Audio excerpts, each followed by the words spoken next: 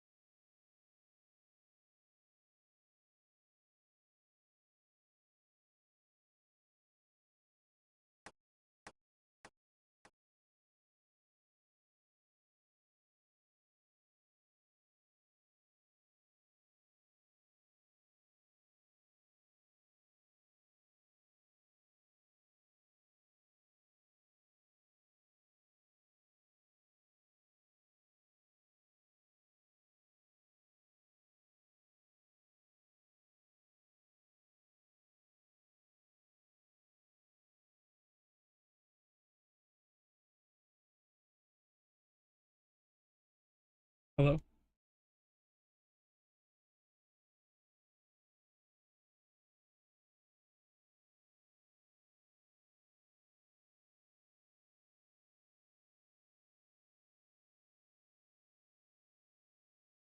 I shouldn't even have said anything.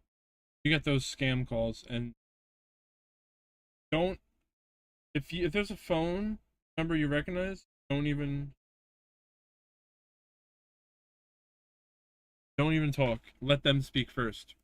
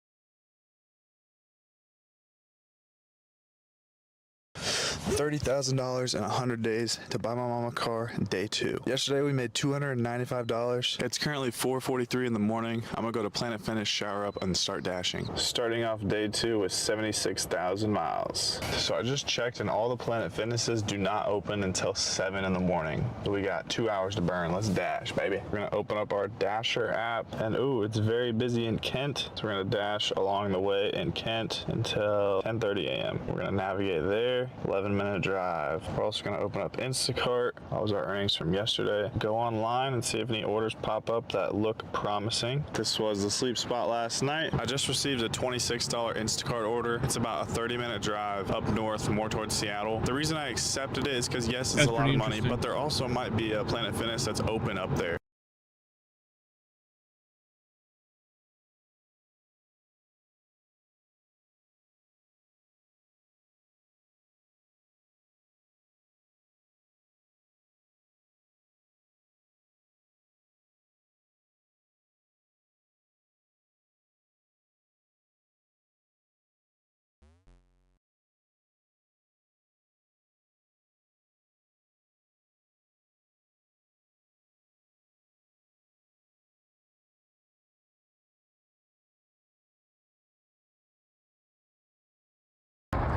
It's literally just an upgraded Prius. A lot of people think the CT200H is pretty much the same vehicle as the Gen 3 Prius, and I happen to have a Gen 3 Prius in for service, so I wanted to park it next to my CT200 to kind of do a walk around. If room is very important to you, if you have older children, things like that, or you're going to have adults in the back seat, a Gen 3 Prius is where you want to be. The trunk on the Gen 3 is going to be about twice the size as the CT200H. However, if styling and performance is more your cup of tea, while neither of these cars are what I consider performance vehicles, the CT200H does have the independent rear suspension, larger wheels, a little bit sportier look. It's a little bit lower in profile than the Gen 3 Prius, and to me, I just think it's prettier car than the Prius, and they cost about the same. So it's not like the Lexus cost a crazy amount more. Yeah, I'd get the Lexus.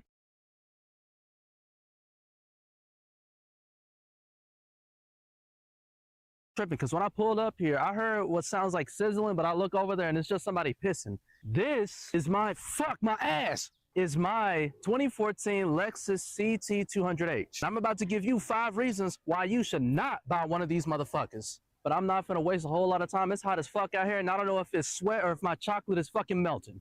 So the first con to this car is that out of all of the Lexuses, this is probably the least Lexus. I mean, when this thing did go on sale in the United States, it did have the lowest MSRP of any Lexus at about $32,000, $35,000. This one had a sticker price of $35,000, and when you drive it, you feel it. It's not as soundproofed as other Lexuses. The interior isn't as premium.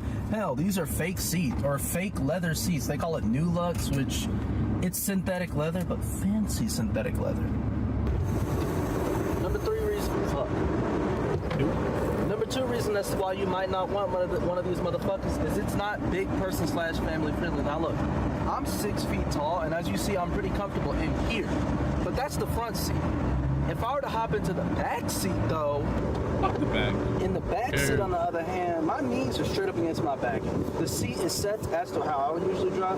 Dog, if I was doing a freaking road trip in the back seat of this thing, I'm gonna be complaining. I'm gonna knock your fucking head off your goddamn shoulders. This is not small kid friendly. Imagine trying to get a car seat back here. If you have a family, you don't want this motherfucker.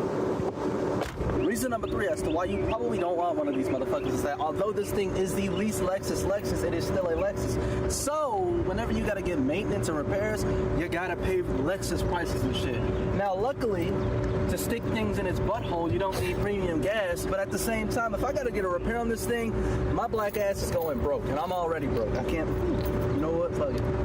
So another thing to take note of this car is that this thing is a hybrid, yes, but it's also heavier than a standard Prius of the era, where a standard Prius of the era would get maybe like, 50 something miles to the gallon pretty easy, consistently 40. This, on the other hand, 42? Let me just show you right quick. 43? I consistently get about 40 miles to the gallon in this car. Now, compared to other cars, that's good, but the fact that you can get a Prius, which is like the standard version of this car, that's gonna get much better gas mileage, much easier, what would you rather spend on? Another reason why you might not want this car, reason number 5, is because it is indeed slower than a Prius of the same generation. Now, yes, this thing is more premium than a Prius, but you got to realize it's heavier. It's 3,200 pounds. It's less aerodynamic than a Prius. Now, Lexus did tune the suspension to make that a little bit more fun, but 3,200 pounds with an engine that's pushing 98 horsepower matched up to an electric motor that's pushing 40-something horsepower, getting a total of like 136, it's not a speed demon.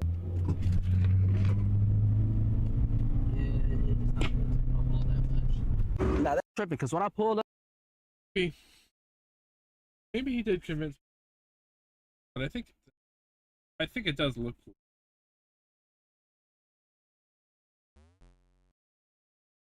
I don't know what you're gonna get. Well, actually, I don't know what you get. That's good looking.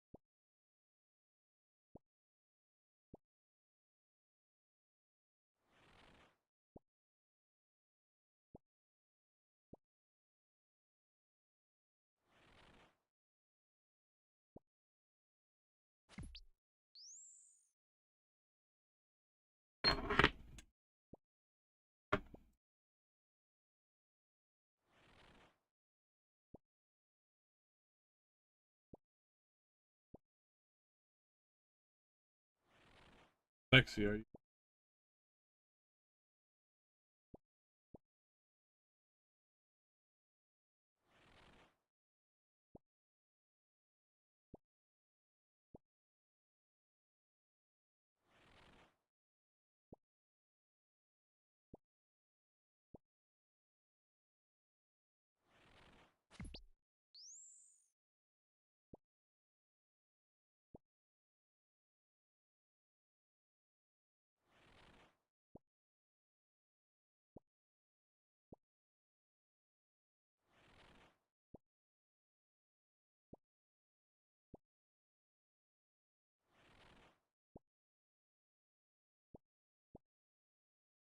Here to force.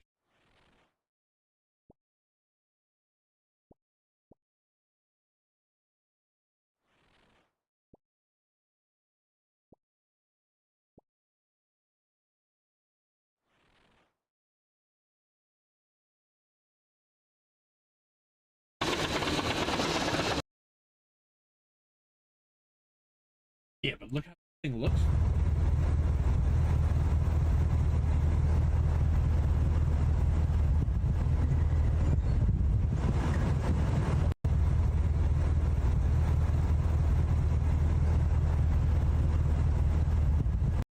Like, okay, the Prius will get 8 miles better per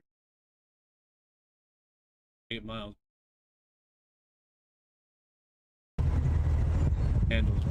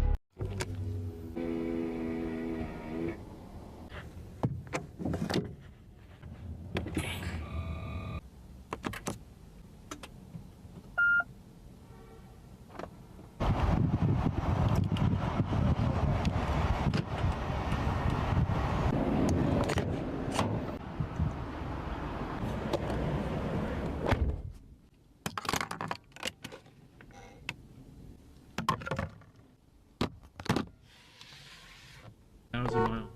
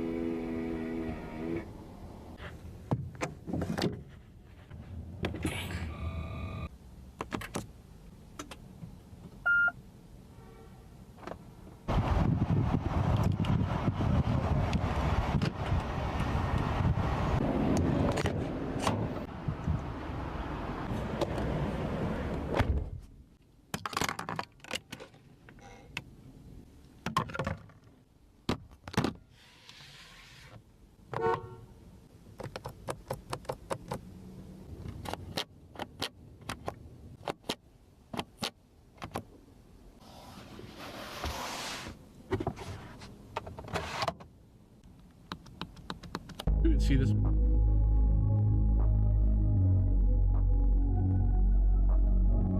Where they go. Yeah, one with that.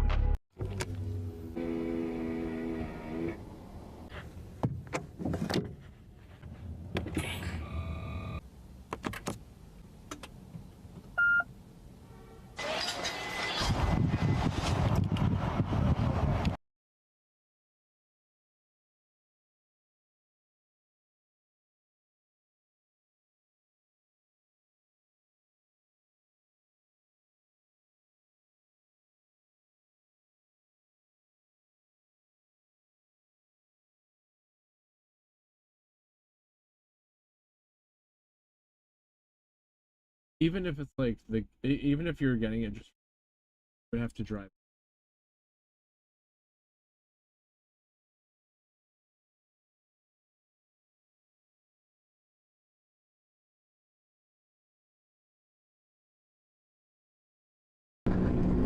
Hey, what the f is happening? Dude, this way. I mean, honestly, no one's hurt, bro. Mind your business, bro. This way, don't go anywhere. Dude, Hey. you're bleeding. You're bleeding. If he goes, I'm Hey Siri, call 911. You can't just go. You're Or I will lose my life. It starts with a shocking crash spotted by a group of bikers. A chase kicks off and the driver is caught on video. But finding him isn't as easy as it seems. Police department, hey, are you okay? On the evening of May 31st, 2025, a group of bikers are cruising through La Crosse, Wisconsin, when they spot a 39-year-old involved in a shocking car crash. Oh god.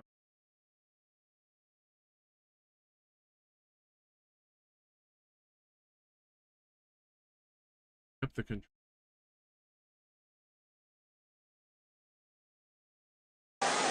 System stopped working.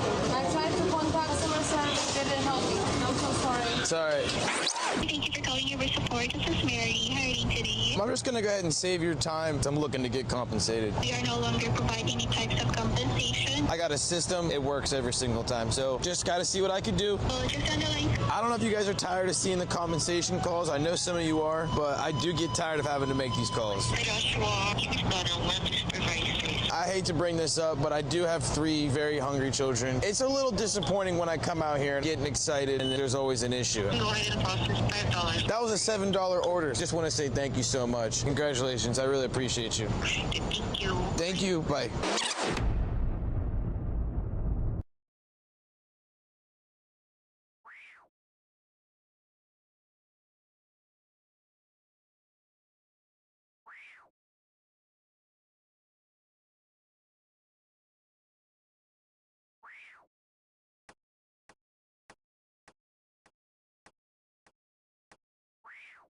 Get out of here, cat.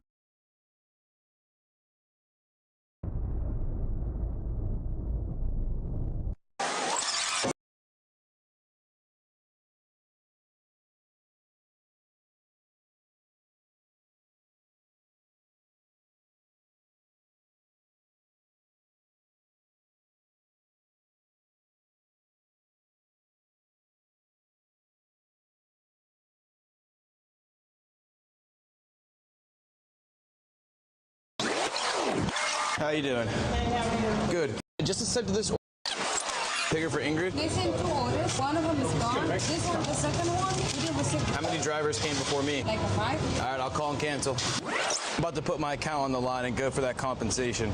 Thank you for calling Uber Support. My name is Henrielle. Can we assist you today? I went to go pick up an order, and I guess they never actually received it through their system, so there was nothing for me to deliver. We will be able to add the $3, and I'm going to process that. Before you process that $3 compensation, is there any way you could just push me to a supervisor? Is this about the compensation? I'm trying to rank somebody today, and I really want to see if we can get that 10. Oh, I see. Okay, let's try.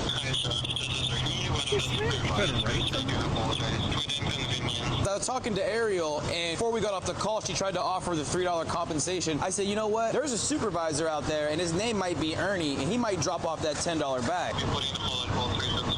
I want to see you rank high, brother. I really want to see you rank high. I think Ernie might have something big for us today. Pause. As a supervisor, I will going to provide the one-time courtesy equipment amounting $10 in your account. You know what, Ernie? I knew you were going to come back with the big 10 or 10. When you said, let me put him on hold, I said, Ernie's coming back with 10. You know what? S tier. Ernie, you just earned your spot in S tier on my competitive customer service ranking system. I just want to congratulate you. Thank you so much for the one, Joshua. Again, this is Ernie. Have a great day, Joshua. Take care, Ernie. We're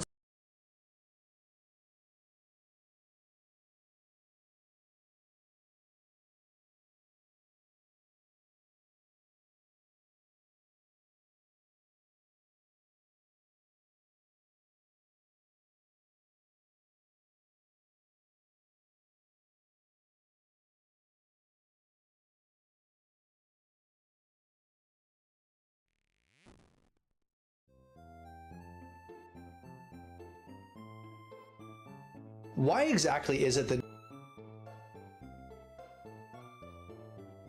This video says no one. Video says no one has hobbies.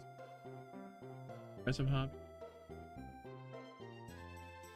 Why exactly is it that no one seems to have real hobbies anymore? When I talk to people about what they do for fun, most of the time all they can show me is a meme that they saw on the internet or tell me about the latest show they've watched on Netflix. And honestly, folks, I find that kind of sad, and it makes me think that we're living through this slow death of hobbies. And that is the subject of today's video. First, if you don't know me, I'm Spencer, and I like to talk about I'm working on cars in my driveway. simple living, frugality, and digital minimalism. So first, let's talk about the disappearance of hobbies, where this all started. One of my favorite authors is Jack Kerouac, and I just love reading his work because he lived a very inspiring and exciting life. The guy hopped trains, he was a mountaineer, he spent a lot of time at poetry readings and jazz clubs. He practiced Zen Buddhism, and he even spent time as a fire lookout. And with all of that, he still found time to write all of his books. In my mind, that is truly living. That is sucking the marrow out of life. Jack Kerouac said it best. He wanted to burn, burn, burn, just like a Roman candle, and that he did. And compare that to today, where the average person is spending 4 to 6 hours of each day staring at their screens. Back then, authors like Jack Kerouac and even Edward Abbey, another person who I'm a huge fan of, they were highly critical. If you count me streaming, it's even more. Of television because they knew that staring at that glowing screen was a trap. And the way that we have glued ourselves to our screens in 2025, it's the same thing, except it's even worse. And while some people could argue that watching Netflix, like watching movies and shows, is partly a hobby, I would beg to differ. Look, if you spend hours a day watching Netflix, I don't think you're necessarily a cinephile, okay? I'm not trying to be judgmental, and you definitely can watch movies and get value and pleasure out of those things. I'm not going to argue that. I work in the film industry. But for the average person, they don't give you any sense of accomplishment or meaning, and I think we've almost numbed ourselves to all of this content that we don't even really get much value from it at all. For the most part, watching content like that, it isn't a hobby, it's just another way to fill time, and that's unfortunately what most of our lives have become. And I guess in a sense, hobbies are another way just to fill your time. But it's a way that you're not going to feel regretful about spending it. So why is it that hobbies are disappearing, or at least flattening, to the point that everybody is pretty much spending their time in the same way, looking at their devices? Honestly, I think the main reason that hobbies are disappearing is because of the fact that boredom itself is disappearing. We used to have this almost acute boredom, you know, where I guess there is the aspect where like everyone's going to be doing, there's so many people doing the same thing that maybe everyone wants to be the best at something, and this, it's not that special. I was thinking about that the other day, like, yeah, I do some cool stuff. What am I gonna do that everyone you want? Not gonna be. What am I gonna do? I guess you want to be known for doing one thing better than everyone else can. there was actually this, I have nothing to do but stare at the wall and watch paint dry, essentially. There's literally nothing in front of me to occupy. That's not good.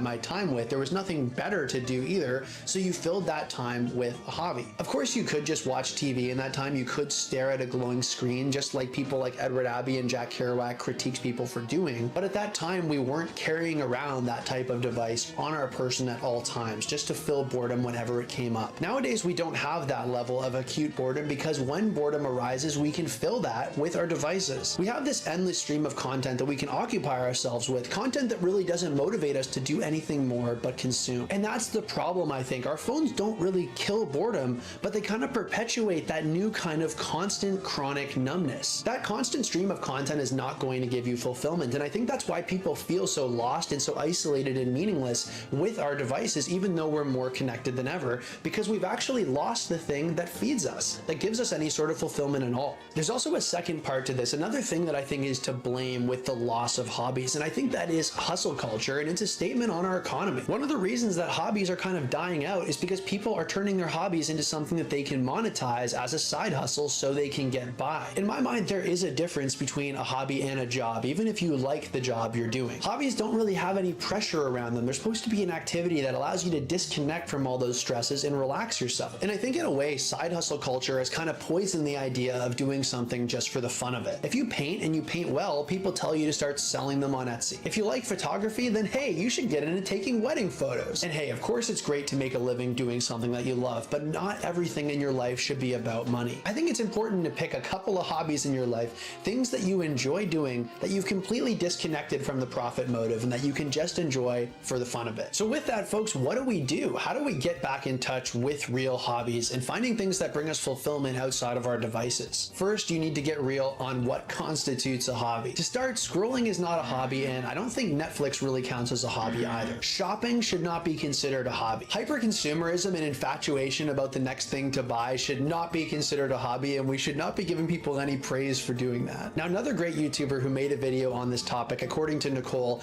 check out her channel if you haven't. She's a Toronto local and she's great. In her video, she said that cooking and exercise should not count as hobbies either, and I'm a little bit mixed on that. Her points definitely make sense. She's saying things like exercise, things that you should be doing for your health anyway, just kind of as that bare minimum to be a healthy, happy person, and things like cooking, just getting food and preparing it so that you can live, those shouldn't be hobbies. They're a sad excuse for a hobby, at least in her point of view. I don't think that's necessarily the case. I think that things like that can definitely be great starts to hobbies, and you can have multiple different things that light you up, that you spend your time doing, that you're interested and curious about, and I think exercise and cooking complex kind of fun foods, that can be something there for sure. Where I agree with Nicole is that I don't think that should be your only thing. I think ultimately you should work to have a few different hobbies that you like to do, so you're able to do these things throughout your days and fill your time with pleasurable activities that give you fulfillment. If your entire life is just looking at your phone, watching streaming services, and then cooking a meal or maybe going for a run, that's the only things that you do, yeah, that's probably not going to ultimately be enough. But there's no reason to say that learning how to cook like a chef at a restaurant or getting a really built out fitness regimen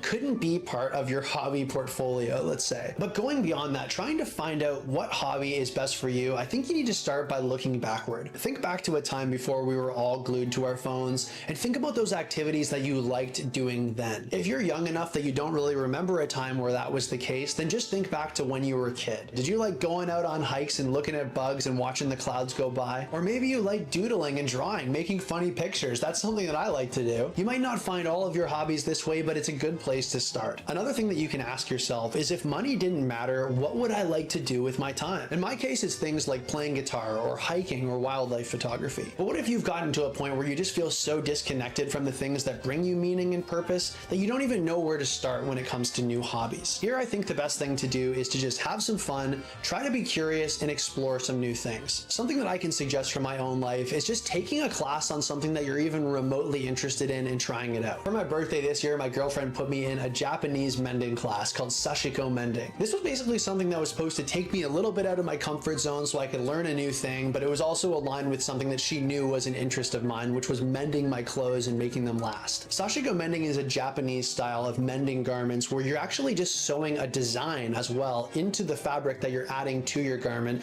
to kind of give a nice beautiful look to it while also repairing and making that fabric last. The class took a couple hours on a Sunday. I had a great time meeting some new people who were also interested in similar things. I learned a little bit of skills along the way, and it gave me a little more confidence while I'm mending my clothes. That being said, I can't say I'm an artist when it comes to sashiko mending, not at all. The other thing that I did this year was I gave my girlfriend a pottery class for both of us to take for her birthday. Pottery was something that we both wanted to try. We both kind of have this idea of having all of our dishware made by hand, made by us, which I thought would be really fun, and this was a good way to get started and learn the ropes. Now I can say after that class, I am definitely not a master potter by any stretch. We did a hand building class, so we weren't using a wheel or anything like that, but I did make this little espresso cup out of the whole thing, and I'm pretty happy about how it turned out. It's definitely a little bit funky, but it's mine and I can drink out of it. Now, am I going to become a professional potter after doing this? Is this going to become a lifelong hobby of mine? No, but it doesn't also have to.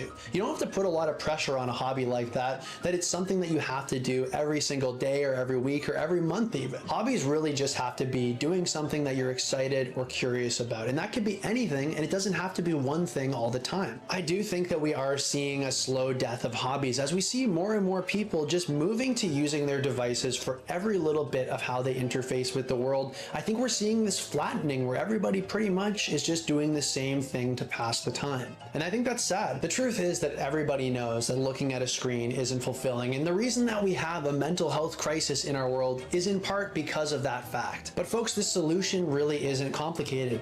Put down your device and just follow anything that you're curious about and just do that thing for the fun of it. There should be no pressure to make make any money at it. And I can tell you from experience, you don't even have to be good at it. You just have to have fun, because that's what a real hobby is. And that's where real meaning and fulfillment begins. So I hope you enjoyed this video, folks. Let me know what types of hobbies you're doing here in 2025 to pass the time and enjoy your time without getting stuck in a device. Thank you very much for watching, and I will see you in the next one. So go outside and do things? I don't know. I go outside and do things. I think everyone else needs to do more. That's also why, partially why I've been streaming. I stream for about 4, maybe 5 hours in a day, and then some maybe days a week. But there was a long period of time where I was every day for a long time, enjoying life a little.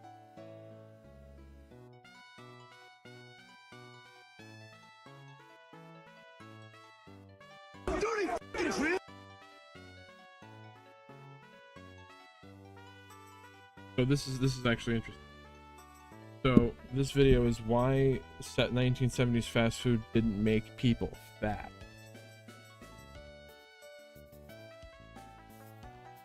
I got a soda today at the pizza place, and the soda they gave me, Coke, has this on it, Scout Original. Then it had this on it. And I was like, what? It says it's high in sugar. So yeah, it's soda. It's gonna be. But then I was like, then I looked at it, and it's Canada, Canadian Coke. Let me don't. Yeah, bottled in Canada. Right here it says, bottled in Canada, Hencho and Canada. So if you also look here, it says, well, let's look.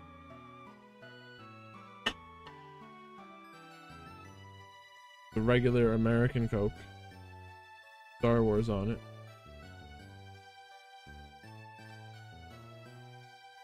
Here it has, you're not gonna be able to see it.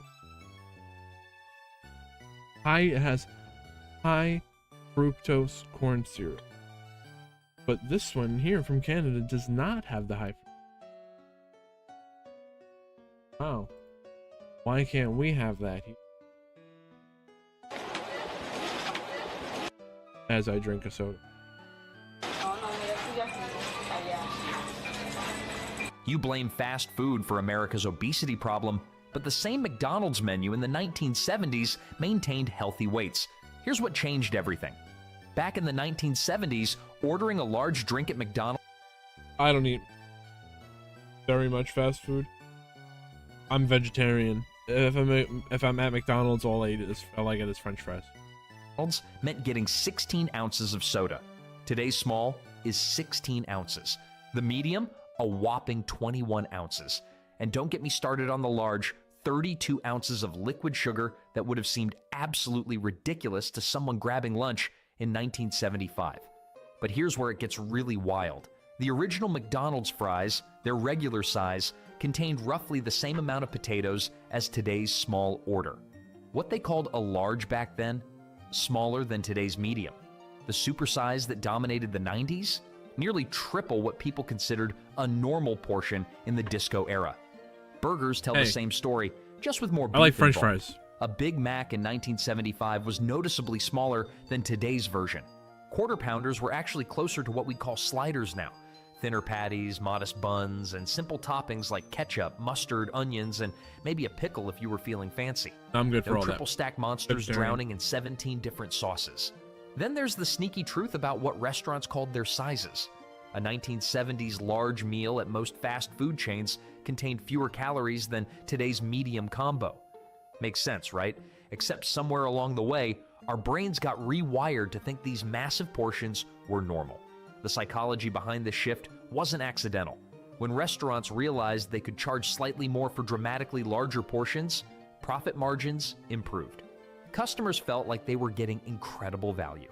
Meanwhile, our stomachs slowly stretched to accommodate these new, normal sizes without us even noticing. Consider this. The average fast food meal in 1970. I don't eat all that much. I don't even know how someone eat. I'm a big guy too. Oh, I'm a big guy. 5 contained roughly 400 calories.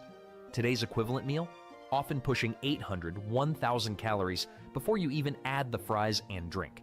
We're talking about doubling the energy intake from what used to be considered a satisfying meal. Well, portion sizes were just the beginning of how different fast food used to be. The ingredients themselves tell an even more fascinating story, one that goes way beyond just making things bigger. But the weird part is how these changes happen so gradually that most people never notice the transformation taking place right in their drive-through orders. What made those smaller portions actually satisfying instead of leaving people hungry? The answer lies in something most fast food companies abandoned decades ago, and it has everything to do with how they prepared the food itself. Walk into any 1970s fast food kitchen and you'd actually recognize most of the ingredients. Crazy concept, right? Back then, a bag of McDonald's fries contained exactly 3 things: potatoes, beef tallow, and salt. That's it. No methyl cellulose, no natural beef flavoring, no dextrose, just real food that your grandmother could pronounce. The fryer oil alone tells the whole story. Most chains used simple beef tallow or straight peanut oil, not today's complex blends of soybean oil mixed with TBHQ, citric acid, and dimethylpolyl siloxane. Yeah, try saying that last one 3 times fast. The weird part is, those 1970s fries actually tasted better with fewer ingredients. Burger buns were made from flour, water, yeast, and a pinch of sugar. Compare that to today's bun ingredient lists that read like chemistry textbooks. Modern buns Food is a science experiment now. Contain calcium propionate, azotic carbonamide, and about 15 other additives you'd need a PhD to understand. But back then, I feel bad. Ugh. Just eating McDonald's fries. Your local bakery could have made the same bun using ingredients from their pantry. Then there's the chicken nugget situation. Yo, GDC, when what is up, McDonald's yo? first introduced chicken McNuggets in 1980, they contained under 10 ingredients. Real chicken, flour, seasoning, oil for frying. Done. Today's nuggets, over 30 ingredients, including autolyzed yeast extract and sodium phosphates. What sauce are you getting? I don't even care about them all. It's like they took a simple recipe and decided to complicate it just because they could. Let's not forget potato chips, which were basically edible perfection in their simplicity. Lay's famous slogan wasn't lying, bet you can't eat just one, because they were made from potatoes, oil, and salt. No artificial flavors, no MSG, no mysterious Man, Lay's used to be better.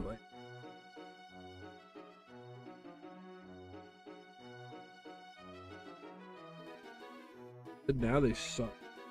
Natural flavoring. The chips were addictive purely because You got banned on Twitch? What happened? They tasted good, not because they were engineered in a lab to trigger specific brain responses. Even the preservatives were minimal. Food spoiled faster, sure, but that meant fresher turnover. Restaurants couldn't let items sit around for weeks because they'd actually go bad. This forced better inventory management and fresher food. Revolutionary thinking, apparently. The shift happened gradually, so most people didn't notice when ingredient lists started growing longer. Companies discovered that adding stabilizers meant longer shelf life. Flavor enhancers meant stronger taste. Emulsifiers You see this Great Value brand, you know it's going to be full of bullshit. meant better texture. Each addition seemed logical from a business standpoint, but the cumulative effect transformed simple recipes into chemical formulas. What's fascinating is it's a science experiment. It's how this ingredient creep coincided with other major changes in the industry. Because while restaurants were busy complicating their recipes, something even more dramatic was happening with their portion sizes and sweeteners. The real villain in today's fast food story might surprise you. It's not just bigger portions or more processing, it's something that didn't even exist in most 1970s fast food. High fructose corn syrup wasn't widely used. I was just talking about this before, and how it's in the soda that we have here in America, but I got this Coke from Canada, and it's this high fructose corn syrup, is not in the one from Canada. Till the 1980s, which means an entire generation grew up without this stuff flooding their system. Back then, sugar was sugar. Plain old cane sugar or beet sugar, used sparingly because it actually cost money. A typical soda contained real sugar, and honestly, companies didn't dump nearly as much of it into everything. The sweetness level was more like a gentle nudge rather than today's full-contact sugar assault. Here's where things get weird. In the 1970s, you could actually taste the other ingredients in your food because they weren't masked by layers of corn syrup sweetness. That McDonald's ketchup? Less sugary? The burger buns? They tasted like bread, not cake. Even the sodas had a cleaner, sharper taste that didn't leave you craving more within minutes. But the really sneaky part is where sugar started hiding. Today's fast food is loaded with hidden sweeteners and I wish so much so, if someone can point me into the direction where here in America, in the United States, that I can get something like Coca-Cola that does not have high fructose. And they will sell you the Mexican Cokes in the glass bottles, but that's like $2 for a bottle. They're taxing, and they know why they're taxing. So people who are rich, don't give a fuck about money, they can afford to drink those two. places you'd never expect. The chicken sandwich has sugar. And I mean, fuck. Like, I guess I was gonna say Asmongold doesn't even drink the bottles. You see him drinking fucking cans of soda. So you know that you'd have to have some serious fucking money to be able to afford to do that shit. Sugar in the marinade. The salad dressing is basically liquid candy. Even the French fry seasoning contains sweeteners. In the 1970s, this wasn't happening on nearly the same scale. The shift to high fructose corn syrup changed everything, and not just because it was cheaper to produce. This stuff processes differently in your body than regular sugar does. It doesn't trigger the same fullness signals, which means you can consume way more calories without feeling satisfied. Makes sense why people started getting hungrier faster after meals, right? Then there's the domino effect nobody saw coming. Once corn syrup became the standard sweetener, food companies realized they could make everything taste better by adding more sweetness. Suddenly, unsweetened foods started tasting bland by comparison. Your taste buds literally adapted to expect higher sugar levels in everything. Well, the 1970s fast food eater would probably find today's regular Coke overwhelmingly sweet. Their medium fries would taste like dessert to someone from that era. The baseline for what tasted normal was completely different and arguably much healthier. And the weird We've gone too far. part is, people back then weren't walking around complaining that their food was too bland or boring. They were perfectly satisfied with flavors that weren't artificially enhanced with sweeteners. But sugar wasn't the only thing that was simpler and more recognizable in 1970s fast food. The actual core ingredients told a completely different story too. Walk into a fast food joint in the 1970s and you'd taste something we've almost forgotten: real food made with real ingredients. Those milkshakes, they came from actual milk and ice cream, not some chemical powder mixed with artificial thickeners. The machine would whir, blending cold dairy into thick, creamy perfection that coated your straw. Your Snickers bar had honest-to-goodness. The ice cream at McDonald's and Wendy's is terrible. Burger King? No, God, no. No, there's no way I would have it. Chocolate and whole peanuts you could see and crunch. No natural peanut flavor or chocolate-flavored coating. Just the real deal. The weird part is how we got so used to fake flavors that we forgot what authentic taste actually means. Burgers were refreshingly simple back then. Yep. Ground beef, a sprinkle of salt, maybe some pepper. That's it. The patty didn't need 17 different seasonings because the meat itself had flavor. Buns were basic white bread rolls, not sugar-loaded vessels pumped with dough condition. Oh, okay.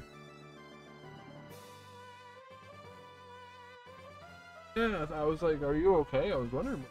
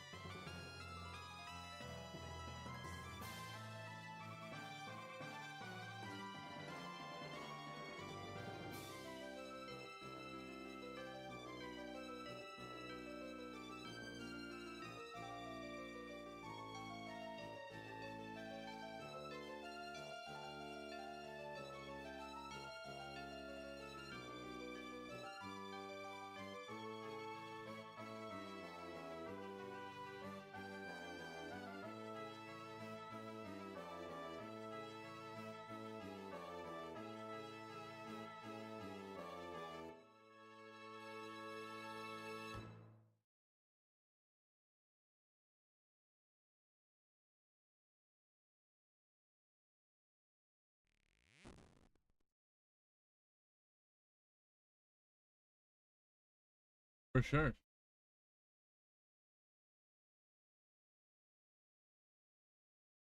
I was, as long as you're okay and all that.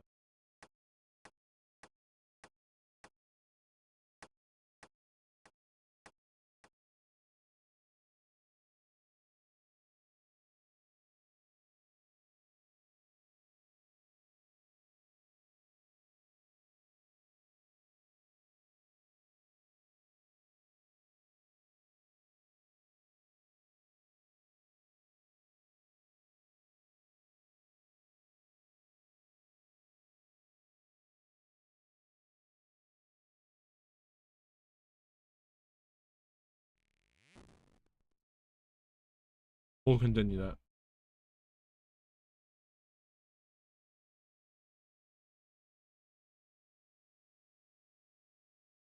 You're not missing much. But I was hoping that, you know, you would be able to stream more, but it's okay when you get back to it. Yeah.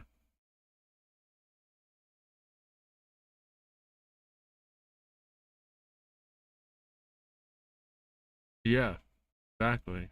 It'd help a lot.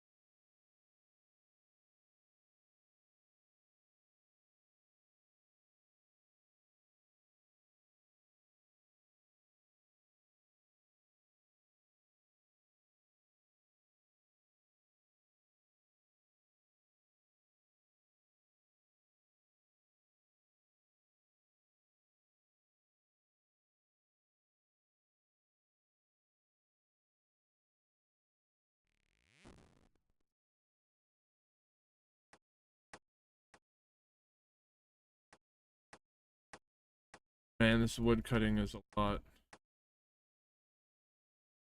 That's 78 wood cutting.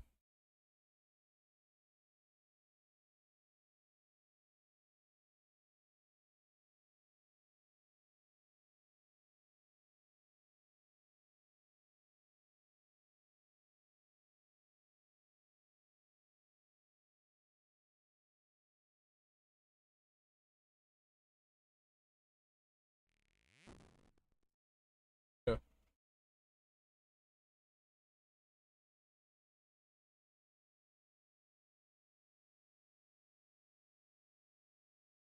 What?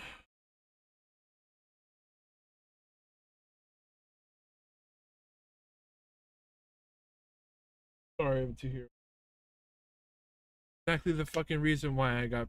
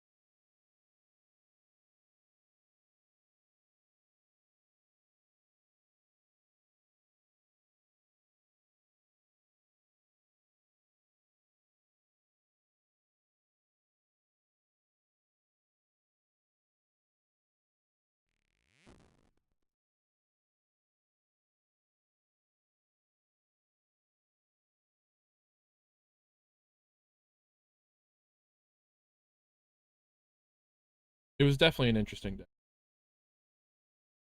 Oh my god.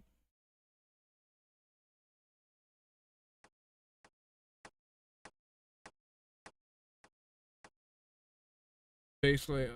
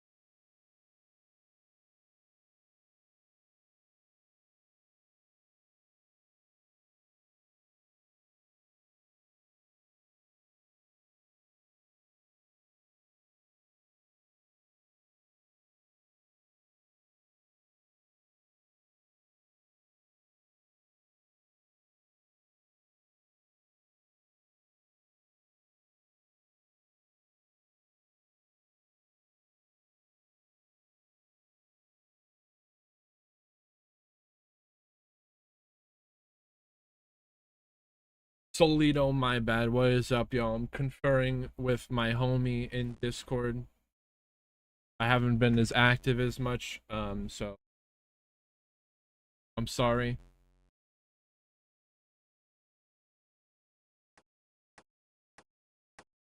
But I'm trying to figure out how we can be more active. Discord team and all that. Oh, right now, yes. Right now, it's all wood cutting for the clue.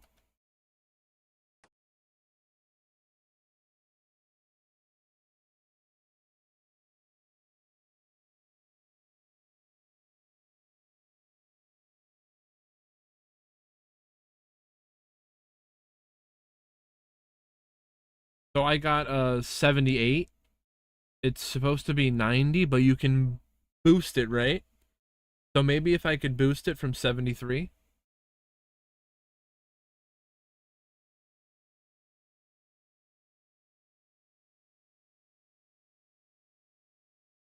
Redwood, I think. I'm pretty sure that's what the clue requires.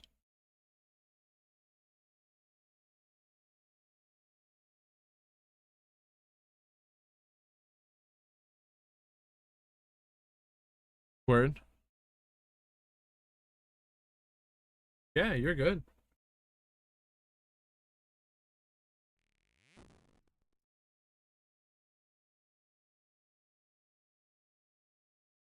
Sure. Later, yo.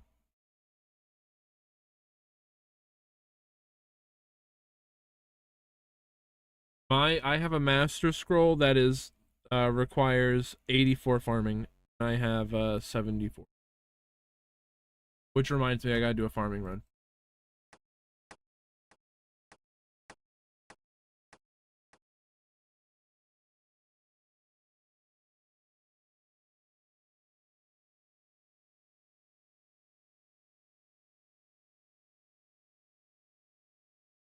Yeah, so um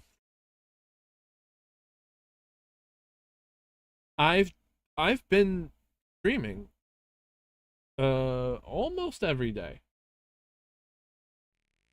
I was gone for a couple days when I went on a little bit of a road trip. But I have been streaming at different times. So there's been a bit of an adjustment with my schedule. And with that, I was getting Pushy, who's also in the clan, who's been in voice chat with me for a long time, and he also streams. I've been trying to get him to take over on streaming later in the evening. So I would be earlier in the day, he'd go, we could still have the bear at all times. And you know, I would stream probably Monday and Tuesday is when I stream long, so I'd go into the late night. So it's not like it would be always early for me. But he's just been really busy recently. Just a little bit of bad timing on all ends.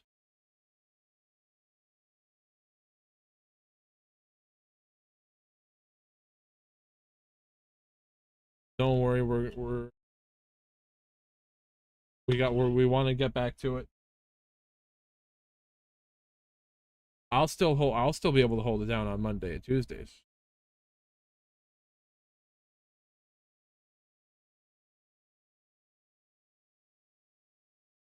I've been trying to get everyone going to the bear earlier in the day, like right now.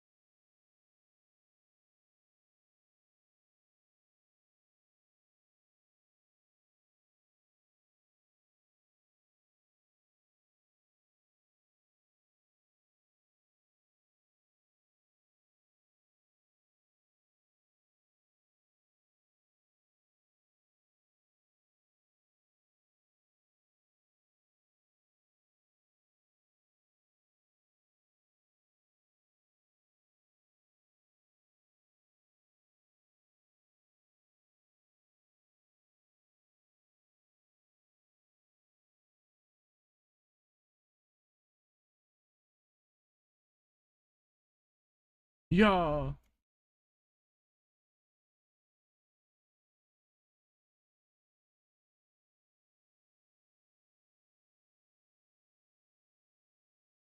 Yeah, uh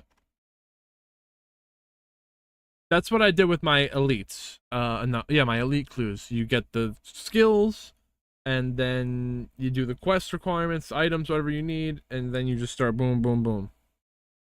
It's because you're gonna spend some time. Oh no, I gotta get this skill for this clue, and I'm gonna wait 2 months to do this clue because.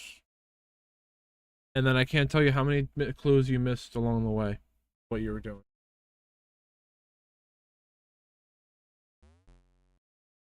And I wish I would have had like double or triple the amount of elite clues. If I had done that soon. Completed. Well, I guess you know. Still got to complete the master.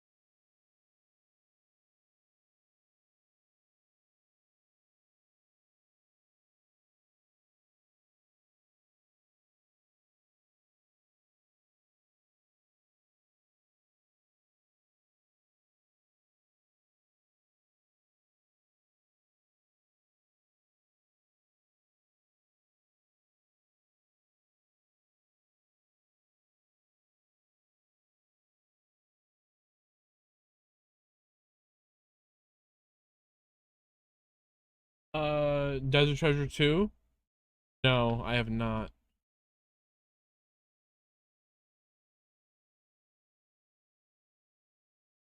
I got a few quests I have to do. And I would need 60 rune crafting, but that's nothing.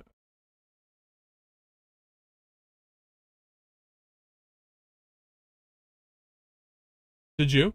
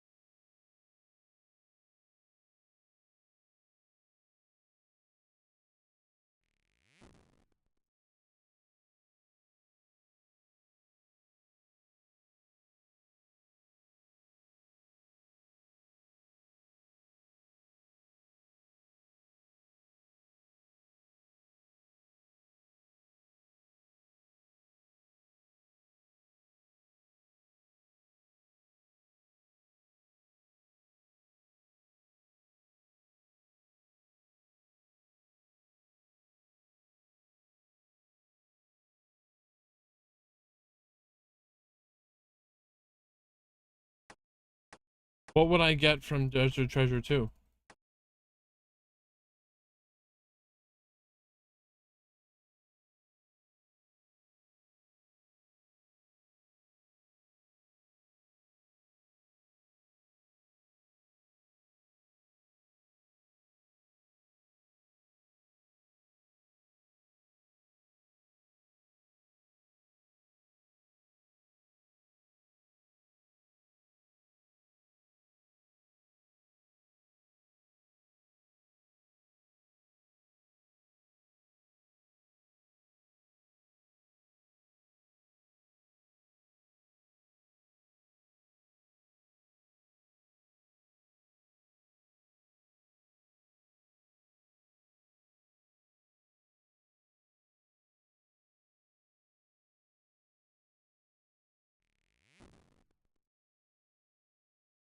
Hiya.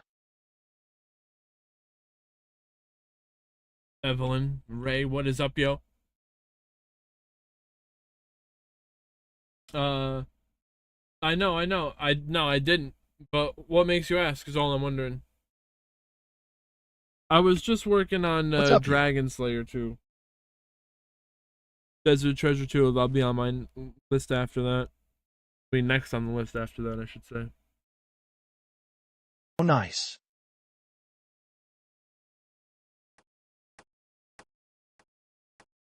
I'm chilling, just chopping up these trees, working on getting the requirements to do master clues.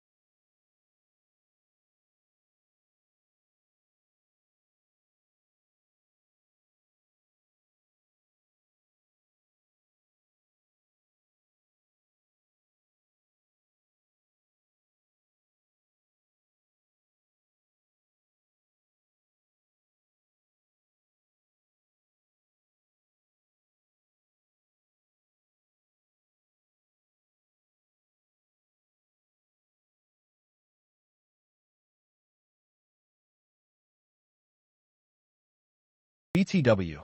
I'm from West Georgia, and you? I am also East Coast, New York City.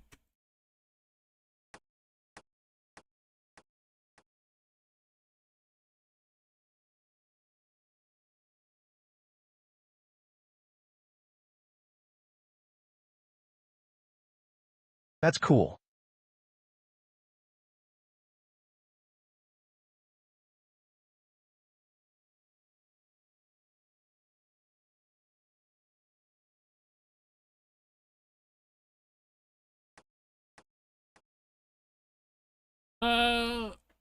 Interesting question. Sometimes I used to play a lot of Yu-Gi-Oh on stream, but I enjoyed playing the game, but actually, like, it wasn't as rewarding as playing this game.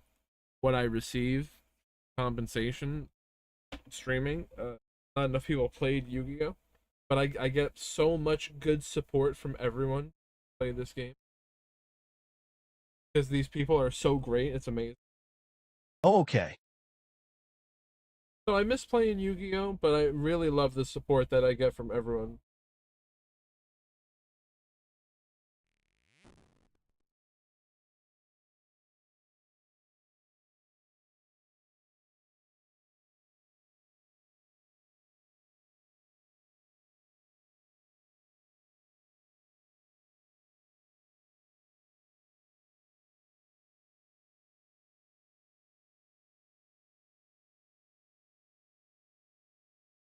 Nice hair, though.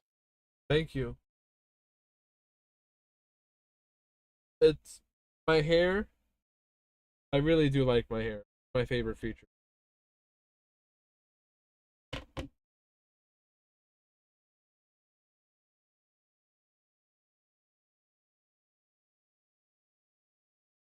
My hair and my beard.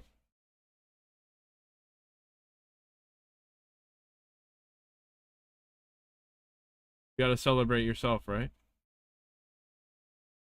Looks nice. And my barber's a master.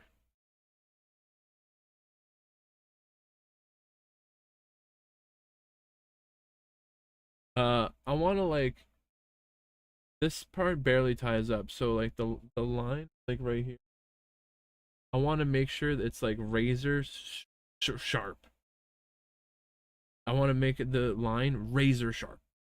I'm gonna take a blade to it. So I'll probably bring it up to like line's gonna go, and then in the back it's gonna make a V. I've had the V for a long.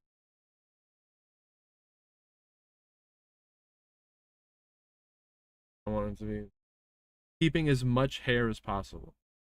That's the goal. I used to have it like this. The line was up here, and it made a V in the back, like this.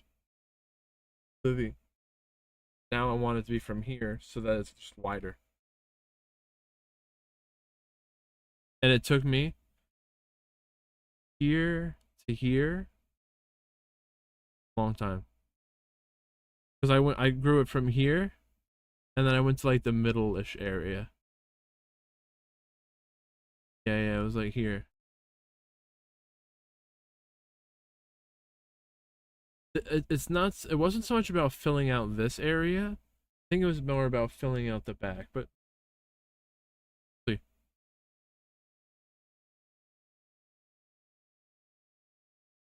I've always had it with the V in the back. I don't even know how it looks right now. I haven't looked at it actually. I mean the barber showed me left, but I just trust him.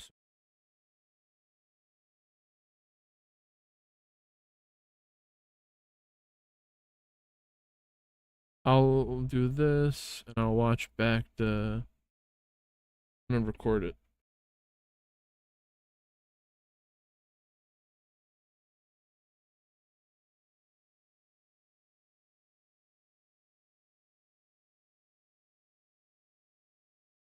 Yeah, it looks. I haven't even.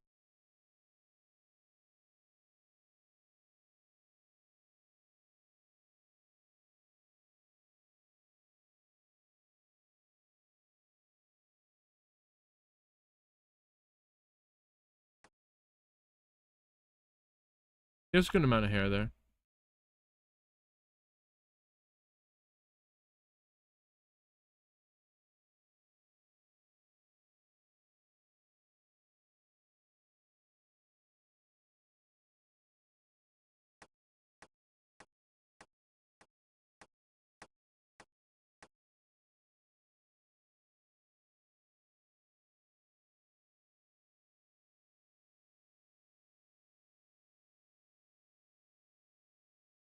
Yeah, I can see it.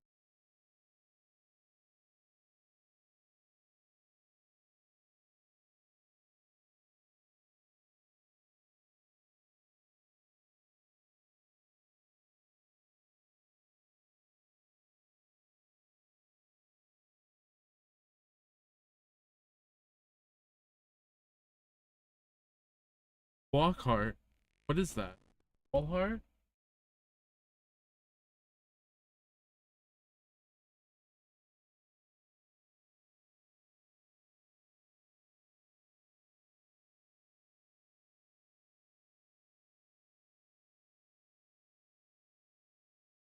Walk heart. Wally.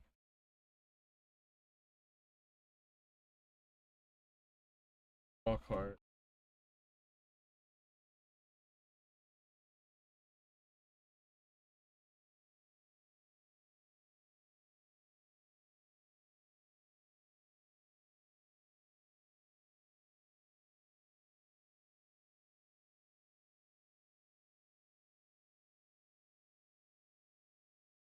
It's just a form of lean. brand of lean.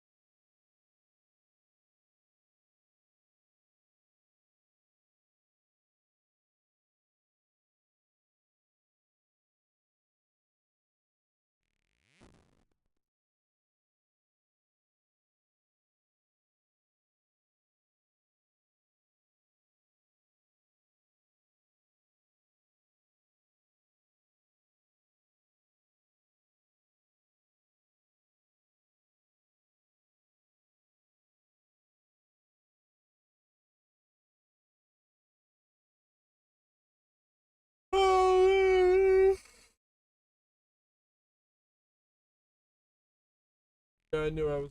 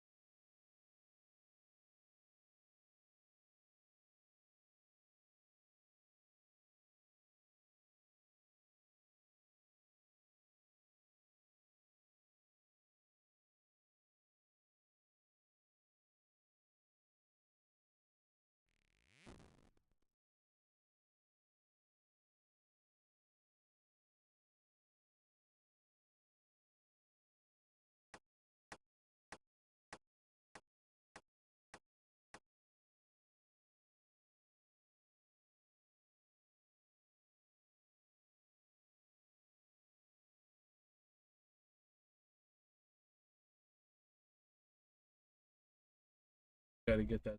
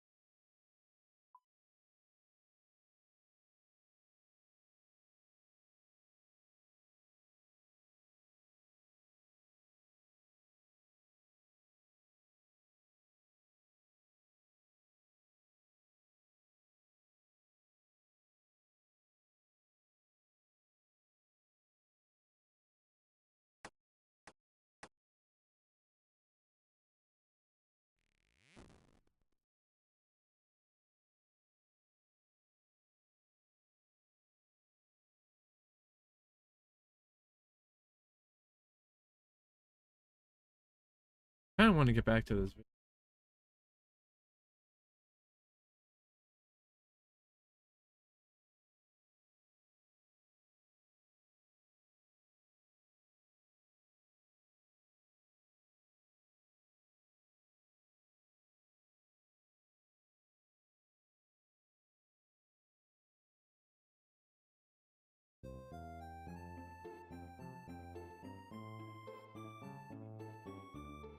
All right, we're going to continue this, but in just a second.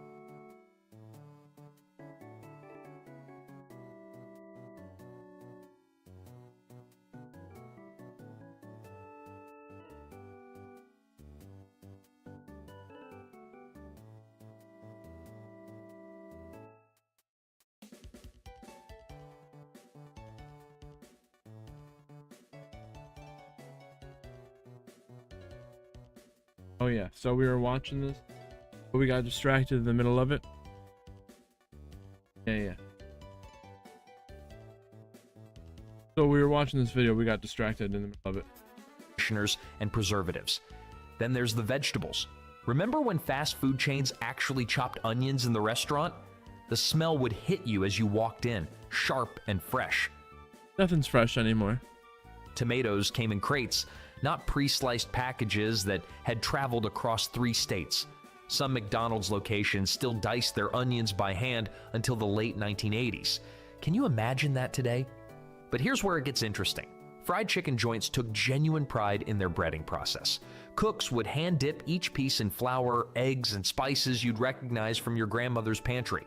No sodium phosphates or modified cornstarch, just flour, salt, pepper, and maybe some paprika for color. The chicken actually tasted like chicken, enhanced by simple seasonings instead of masked by chemical flavor boosters. Let's not forget how these ingredients work together. When everything was real, flavors complemented each other naturally. Your fries tasted like potatoes because they were potatoes. Your shake was sweet because it contained actual sugar and vanilla, not high fructose corn syrup and vanillin. The preparation methods made a difference too. Cooks had to rely on their senses, watching, smelling, timing, because automated systems hadn't taken over yet. Food got made when you ordered it, not reheated under heat lamps after sitting for hours.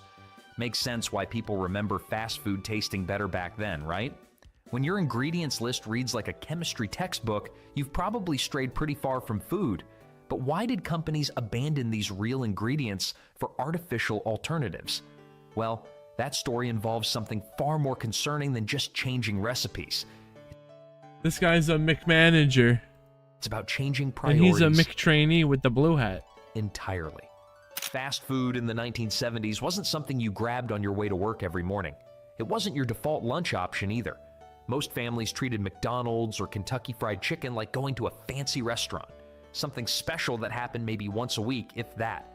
Your mom didn't pull into the drive-thru because she was too tired to cook dinner. She cooked dinner every single night. The kitchen was the heart of the home, not some dusty room where you stored takeout containers. Families planned their fast food visits like mini events.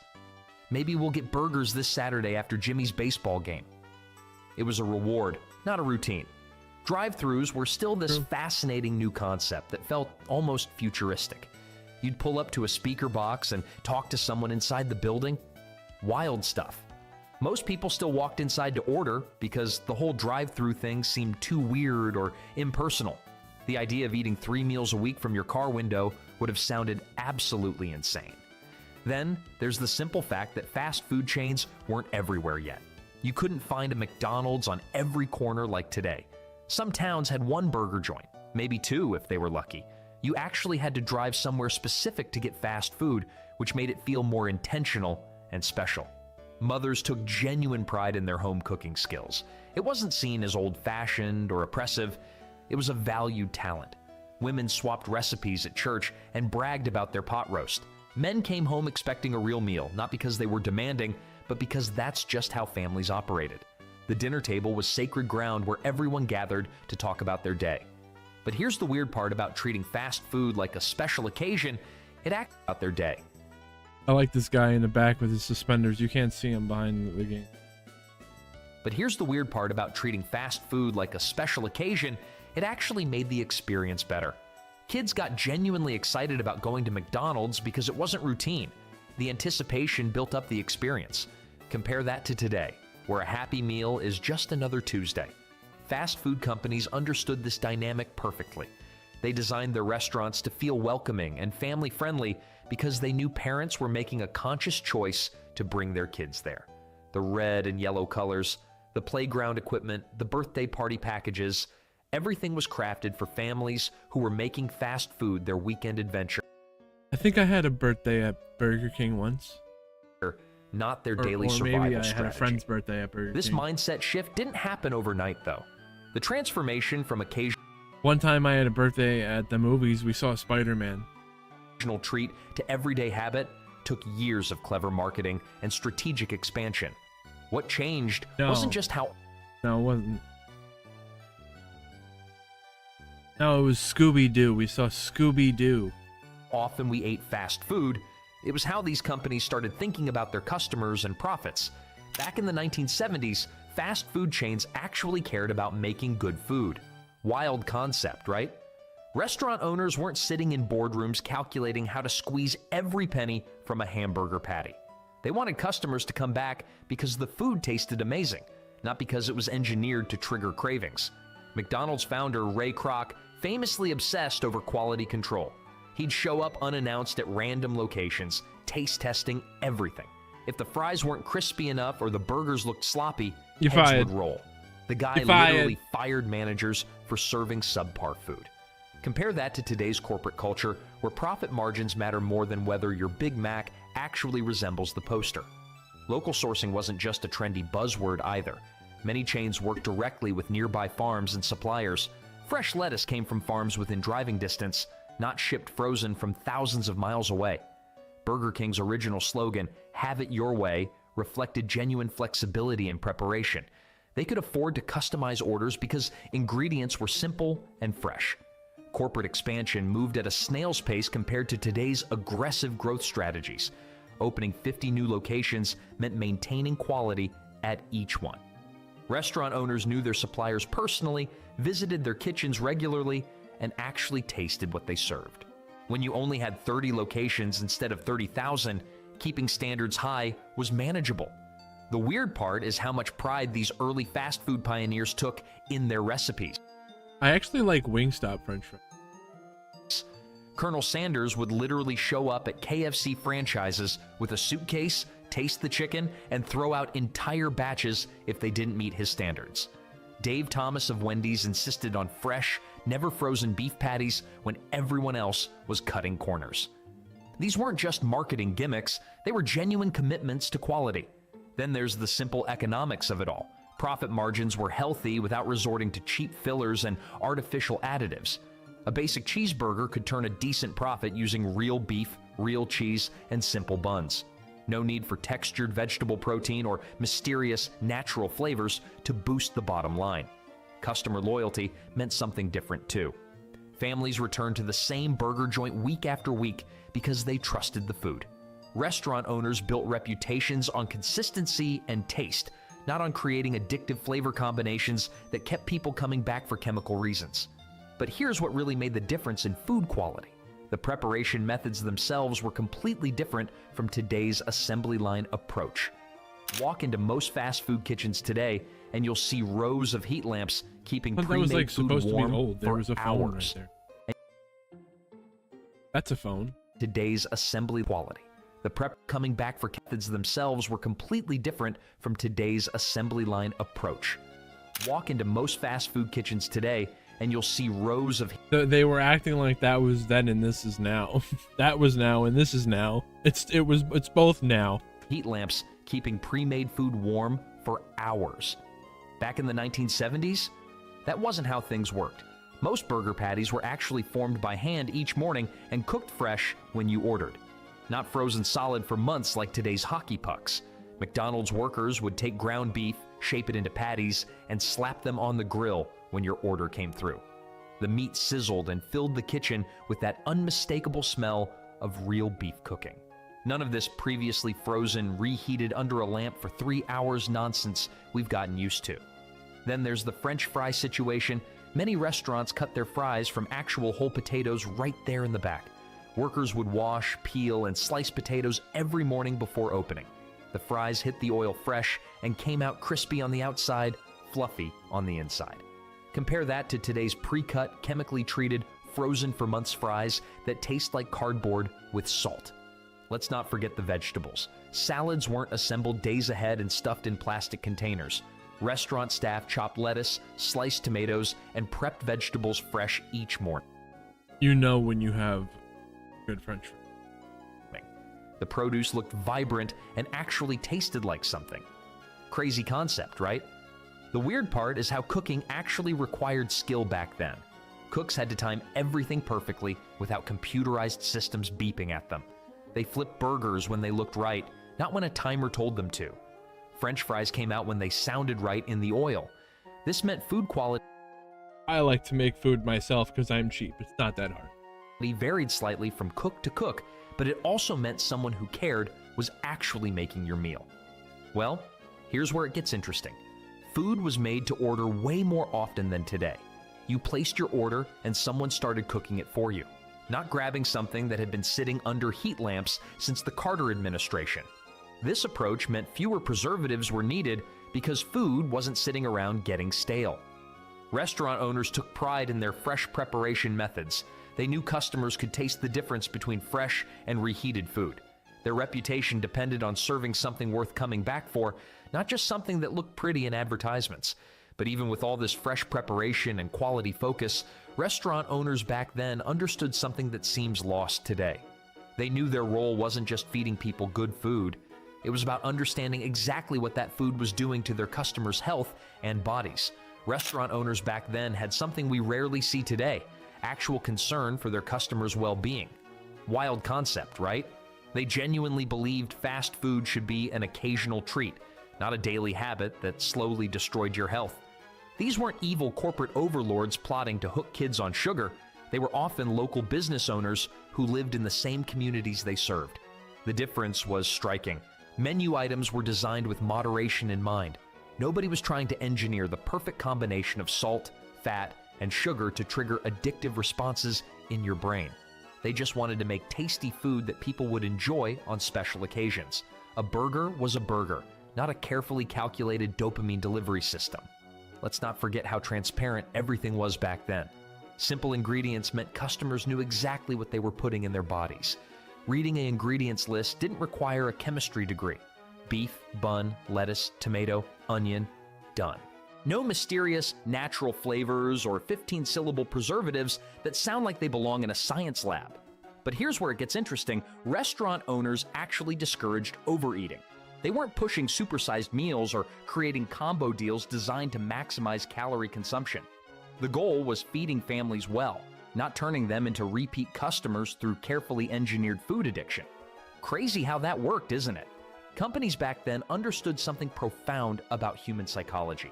Well, they understood that satisfied customers who felt good after eating were more valuable than customers who craved your food like a drug but felt terrible afterward.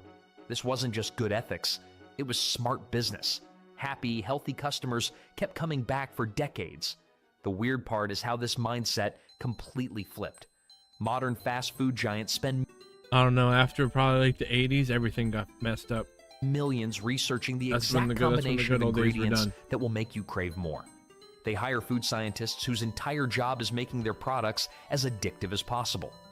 That 1970s restaurant owner who wanted you to enjoy your monthly treat, he's been replaced by algorithms designed to maximize your consumption frequency. Restaurant chains also moved slower back then, allowing better quality control. When you only In had the 90s, things were probably still okay, but now it's all just 50 locations instead of 50,000, you could actually maintain standards. Each restaurant just felt more like a local business that quality of happened the- to share a name rather than an identical factory pumping out identical Put products. a lot of things in. The focus was fundamentally different. Instead of asking, how can we make them eat more often? The question was, how can we make this experience special? That shift in priorities changed everything about how fast food was made, marketed, and consumed. Those simpler times created simpler food and healthier people who understood that treats should actually be treats. I don't think we're ever going to get back to that, all that.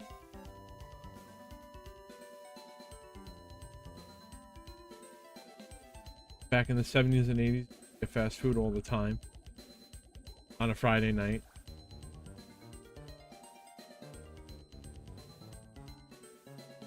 I want to see if anyone is able to pinpoint when it stops. Fast food explosion happened in the 90s. By the 90s, so maybe could have had.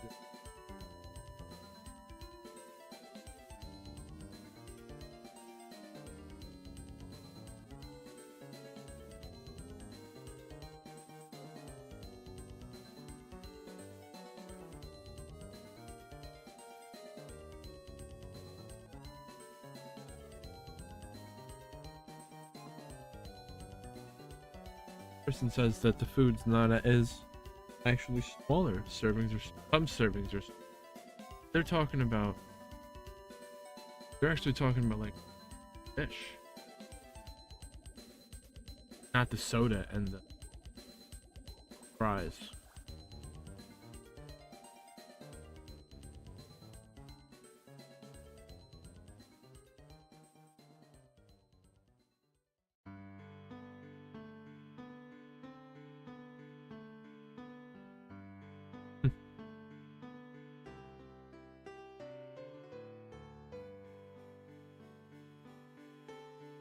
I was gonna watch another video on it.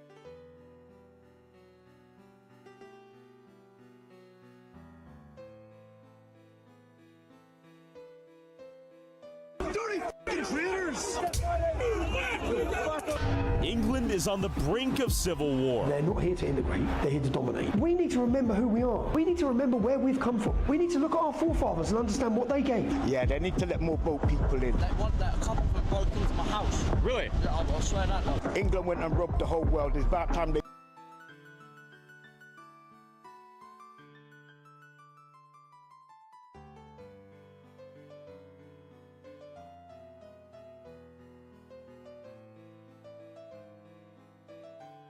Good morning. How's everyone doing? So I just rolled over 7 years of living in a van and also 6 years of being a full-time YouTube content creator. So just want to make a quick video to go over it all, the past, the present, maybe even a bit of the future. So let's dive into it.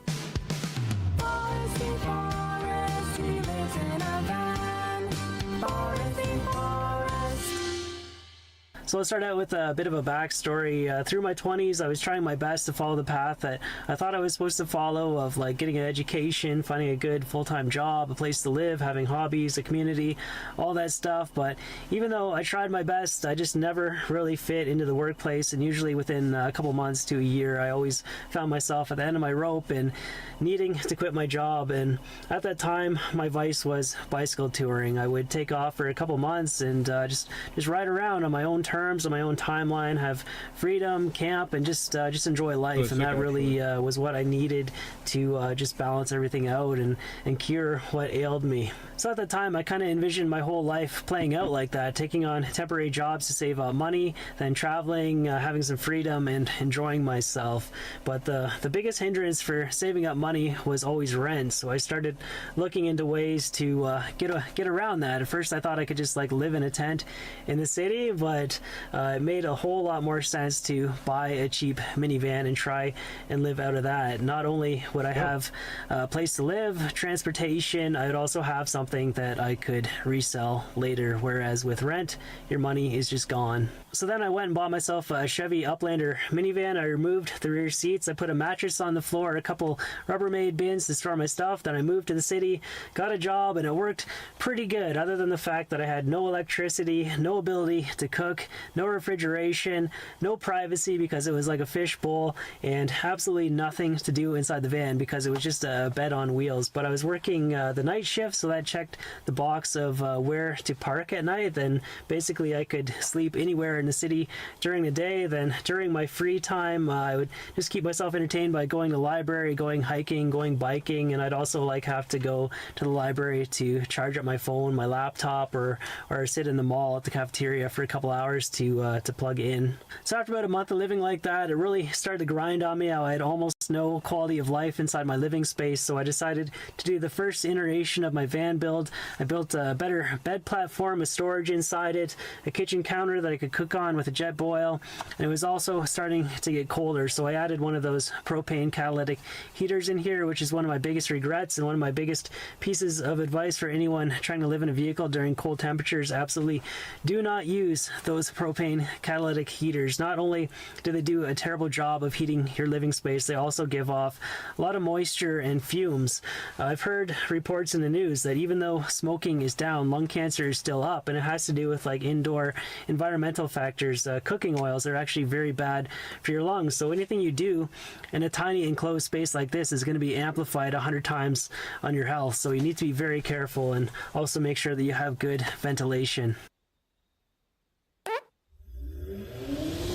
I was living around Hamilton, Ontario. It was starting to get close to winter. It was starting to get really cold, and back then there was not a single video available on YouTube of how to live in a vehicle below freezing temperatures.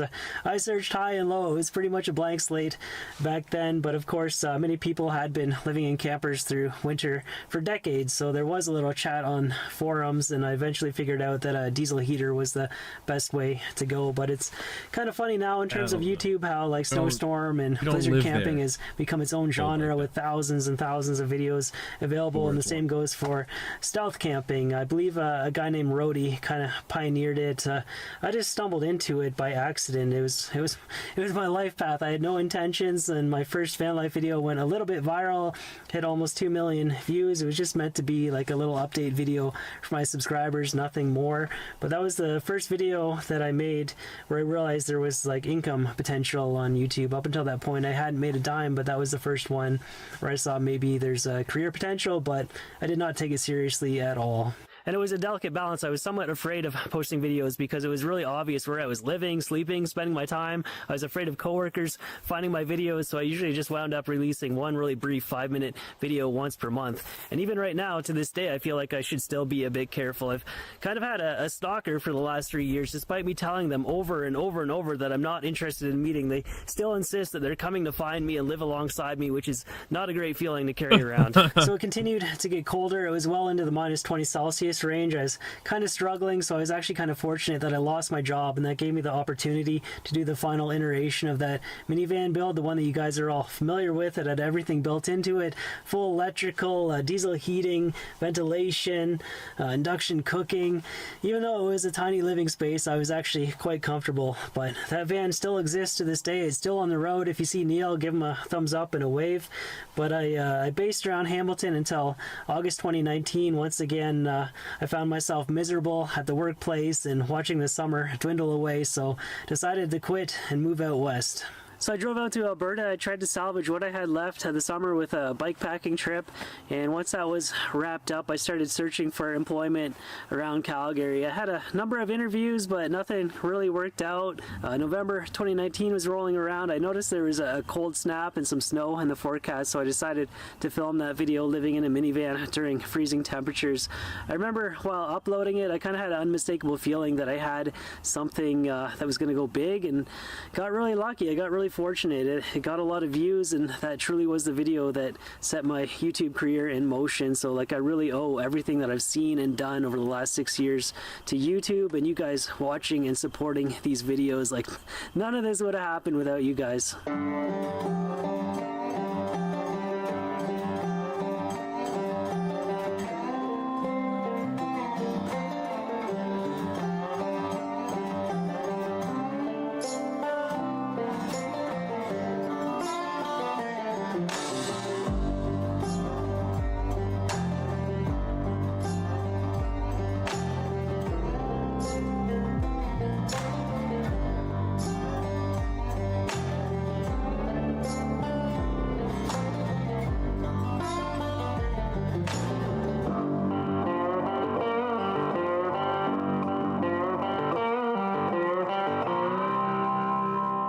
So I've just been trying to keep the ball rolling on my channel ever since that video in 2019. I've been all over the western side of North America, exploring all these nooks and crannies, hidden gems, mountain summits, trying my best to show places that have never been seen before on YouTube, but also trying to give back to the community when I can. I found the most direct way I can do that is with trail maintenance. Every time I see a trail that's overgrown or covered with deadfall, I set out with my chainsaw. But I lived in that minivan for about 2.5 years. I started craving something with a little more space and off-road capability, so I upgraded to this 2016 Chevy Express. It's got the 6-liter V8 engine.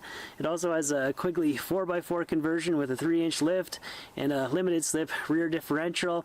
All this with the short wheelbase, and it's amazingly capable. It does everything I could possibly want, and I think it's maybe one of the best platforms available for off-road van life available in North America.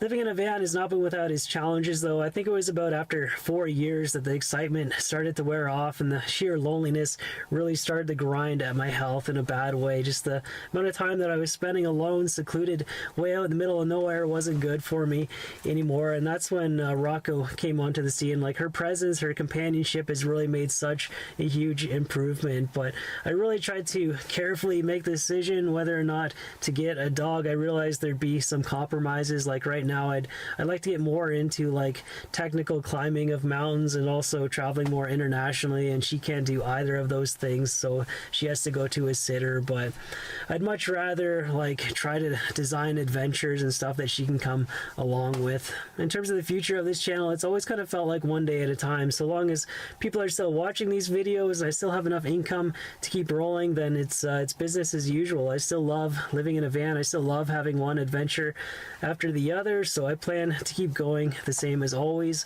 I'd really love to mix up the channel a little bit with a new rig, a new build of some kind. I've been searching high and low for the last year. I've looked at pickup trucks with camper shells, other vans, even a 4x4 motorhome, but nothing has really excited me enough to make a purchase as of yet. It's also kind of difficult for me to juggle around a second vehicle because I have nowhere to put it. I think if I did buy a second vehicle, I would strip out the interior interior of this thing, keep as many components as I could, and either try to sell it as like a 4x4 blank slate van life platform, or else hold on to it in storage somewhere and do a new build on the inside, because this really is a great van and it would be hard to let go of it. But yeah, once again, I can't thank you guys enough for watching these videos, and it always blows me away when I read a comment like someone says they've been here 7-8 years since the very beginning and seen all the videos. It just really makes my day, and I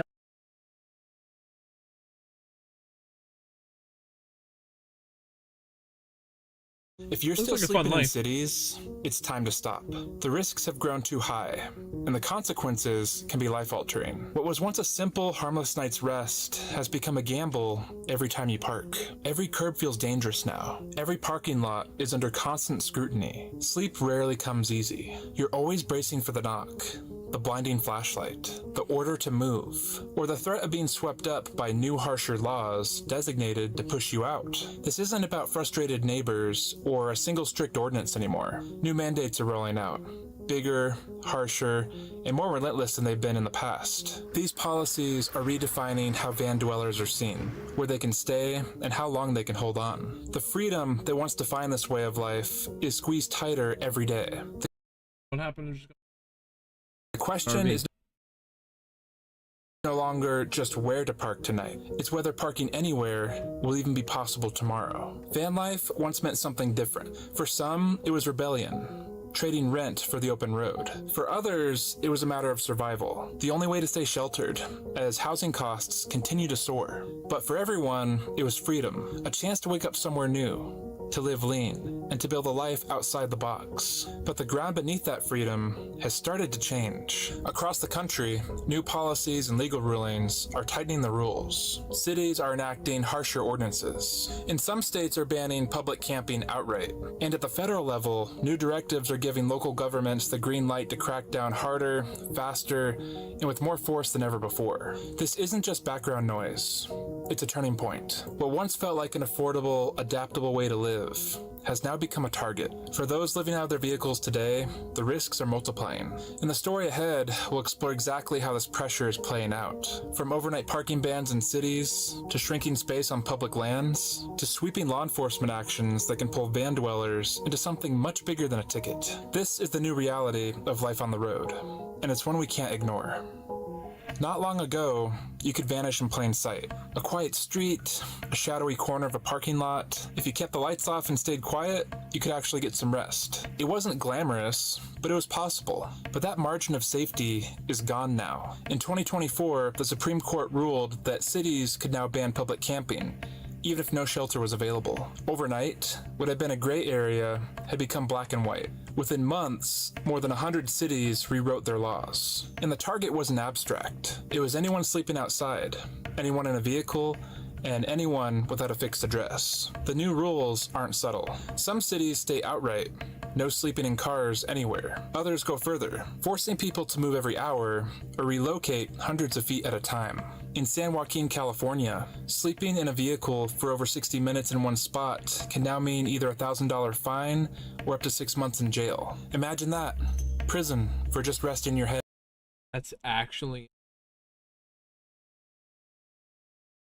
At the same time, federal pressure is building. A 2025 executive order fast-tracks certain federal funds. This was for jurisdictions that strictly enforce camping and related laws. The message to cities is simple. Prioritize enforcement to qualify for preferred funding. So in response, cities clear encampments faster, harsher, and with more force than ever before. Florida takes these policies to the extreme. A new law makes it illegal to sleep in any public space. A sidewalk, a park, a beach, or even inside your own car. Cities put up no camping signs overnight, and by morning, police were knocking on windows, ordering people to move or face arrest. The statute bans sleeping or camping on public property statewide, unless an area is officially designated for it. There isn't a safe curb left in the state. California tells a different story, but the weight is the same. Los Angeles enforces bans neighborhood by neighborhood. San Francisco fights legal battles to keep encampments cleared. San Diego pushes roadside campers out. Even smaller cities like Long Beach issued hundreds of citations in just a few months. A place once mythologized for its freedom on the road now leads the way in pushing vans out. Colorado is shifting as well. Denver has increased its camping ban enforcement by nearly 50%. Boulder's long-contested ordinance now stands, after the court's ruling cleared the path. Along the Front Range, every night is a gamble. Rest and risk the knock, or keep moving and drive on exhausted. And in states like Tennessee and Texas, the penalties are sharper still. In Tennessee, unauthorized camping can be a felony. In Texas, statewide camping bans are generally considered a Class C misdemeanor with fines. These are the kinds of charges that follow you forever. For van dwellers, the effect is the same everywhere. Exhaustion, anxiety, and the constant fear of not just losing your parking spot, but your entire home itself. That knock on the window isn't just a nuisance anymore. It can mean a ticket, a court date, or a tow truck. If your vehicle goes, Boko, so what does is your up, shelter, yo? your mobility, your way to earn a living. Everything gone in a single night. This is the new reality in America's cities. Fewer safe zones, more eyes watching, and laws designated to keep you moving until you have nowhere left to go. When cities turn hostile, most van dwellers look outward, to forests, deserts, and the wide open stretches of BLM land. These are the places where freedom still feels possible. For decades, dispersed camping on public land served as a safety net. No campgrounds, no hookups, no fees, just an unspoken rule. Stay 2 weeks, move along, and leave no trace. It was a quiet contract that kept the road open. But even here, the ground is changing. As more people were pushed into the backcountry, tolerance began to wear thin.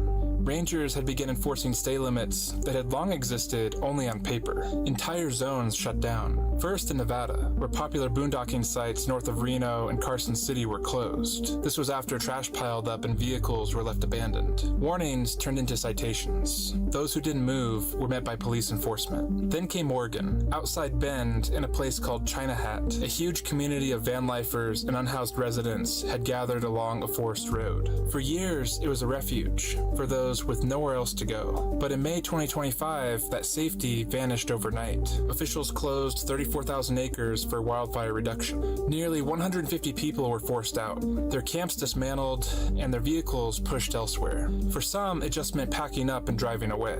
For others, it meant losing their only home that they had left. The message echoed loud and clear. Public lands are for recreation, not for residents. Even where dispersed camping remains legal, the risks keep multiplying. Fire bans, sudden closures, and stricter patrols mean that what feels like open space one week may be off limits the next. And for van dwellers, isolation brings its own dangers. Medical emergencies far from help, theft in makeshift encampments, or the knock of a hostile local who doesn't want you parked nearby.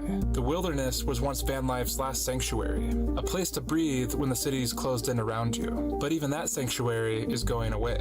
The map of freedom is shrinking, and the margins of safety grow thinner. Out here, the sky is wide, but the options are narrowing. And the question follows you, even down the quietest forest road. Where do we go when even the open land is closing in? Sometimes it's not the laws themselves that undo you. It's how they're used against you.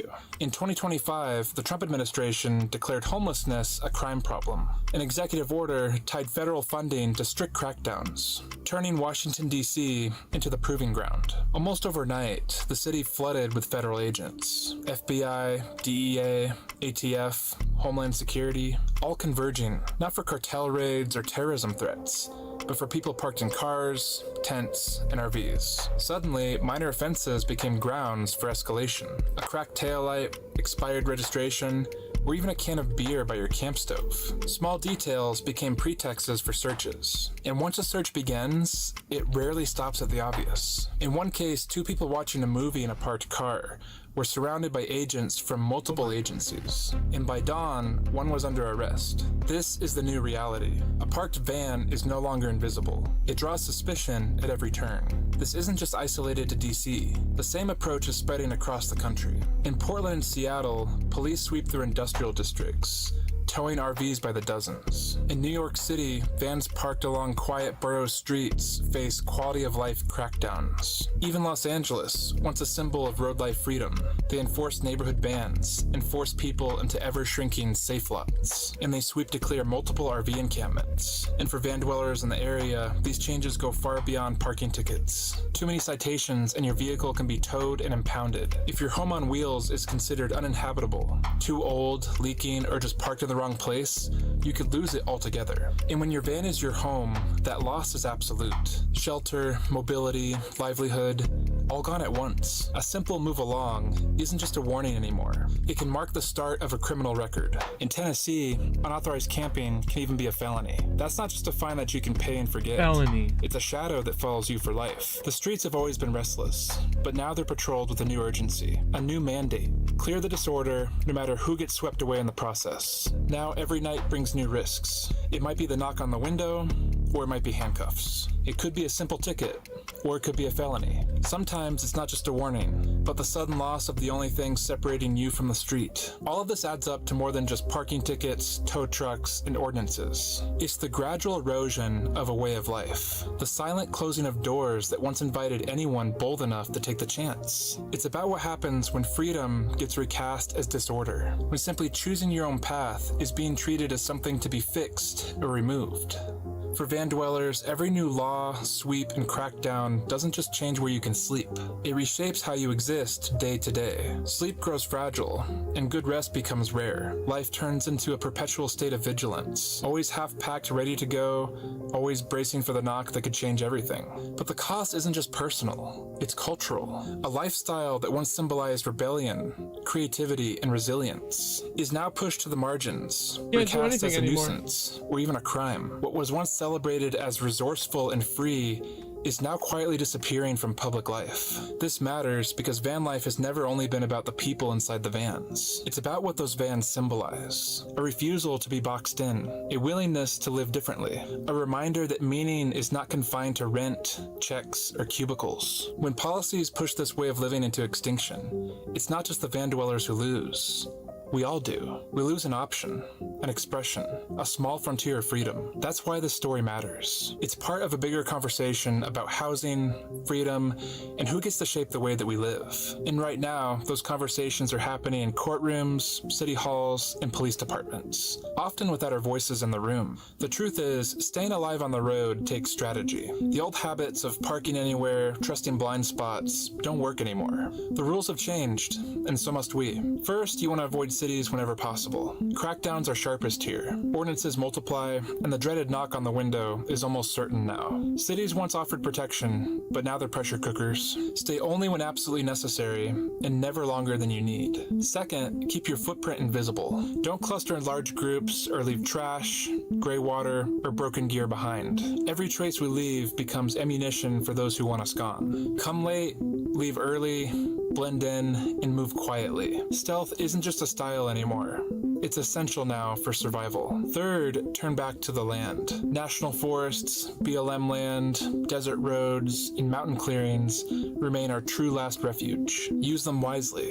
Follow the rules, respect stay limits, and treat every patch of ground as borrowed and not owned. If we protect these spaces, they'll protect us in return. And finally, remember that every choice matters now. Every careless camp, noisy night, or forgotten scrap of trash adds up. But so does every act of care. Every van that disappears without a trace. Every life lived with respect for the land and for others. This is about endurance. It's how we keep this way of life alive, even as the walls close in. I guess there are certain places you just don't go. Living that life. After 3 years of full-time van life, we downsized to a car camping setup. I know, but I can explain. Driving around your home definitely has its perks. But since our van was all we had, we were constantly worried about it. For the past 3 years, I felt anxiety leaving it out of eyesight, felt gutted when we suspected anything wrong mechanically. And as it was the most expensive thing we had ever owned, we were constantly worried about something going wrong. So much so that I rarely ever drove it. And Nick got burnt out of being the driver for years on end. Before van life, we were living out of backpacks. And after 3 years of living in a heavy vehicle without much clearance, we just wanted something that could properly go off-road. So when we sold our van and moved overseas again, we wanted to try something different. Honestly, we go on just as many adventures now as we did in the van. It really goes to show you do not need a fancy setup to enjoy the perks of van life, to get outside, to sleep under the stars, and to find freedom on the road. After 3 years of full-time van life, we downsized to a car camping setup. I know, but I can explain. Driving around your home definitely has its perks. But since our van was all we had, we were constantly worried about it. For the past 3 years, I felt anxiety.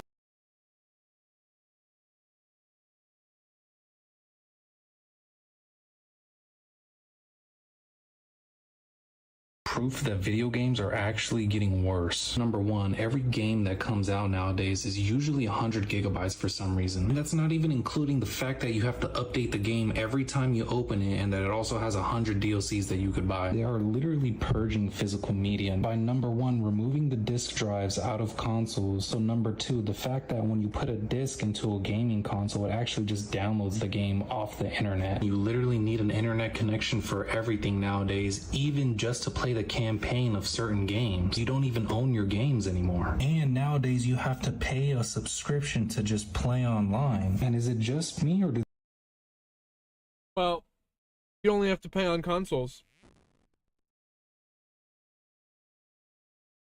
they not care about making amazing campaigns anymore? Like, seriously, I can't be the only person who's not excited for GTA 6. Proof that video games are actually getting worse. Number one, every game that comes.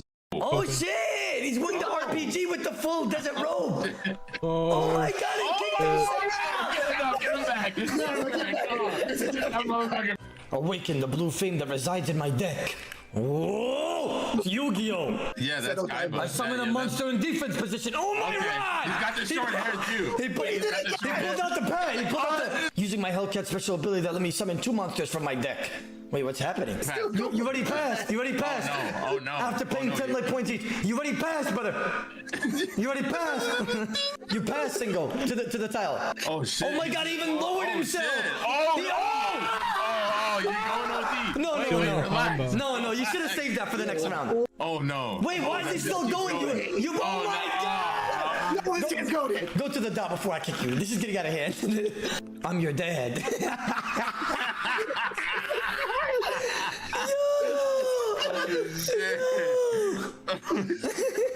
That's funny. You passed. You passed.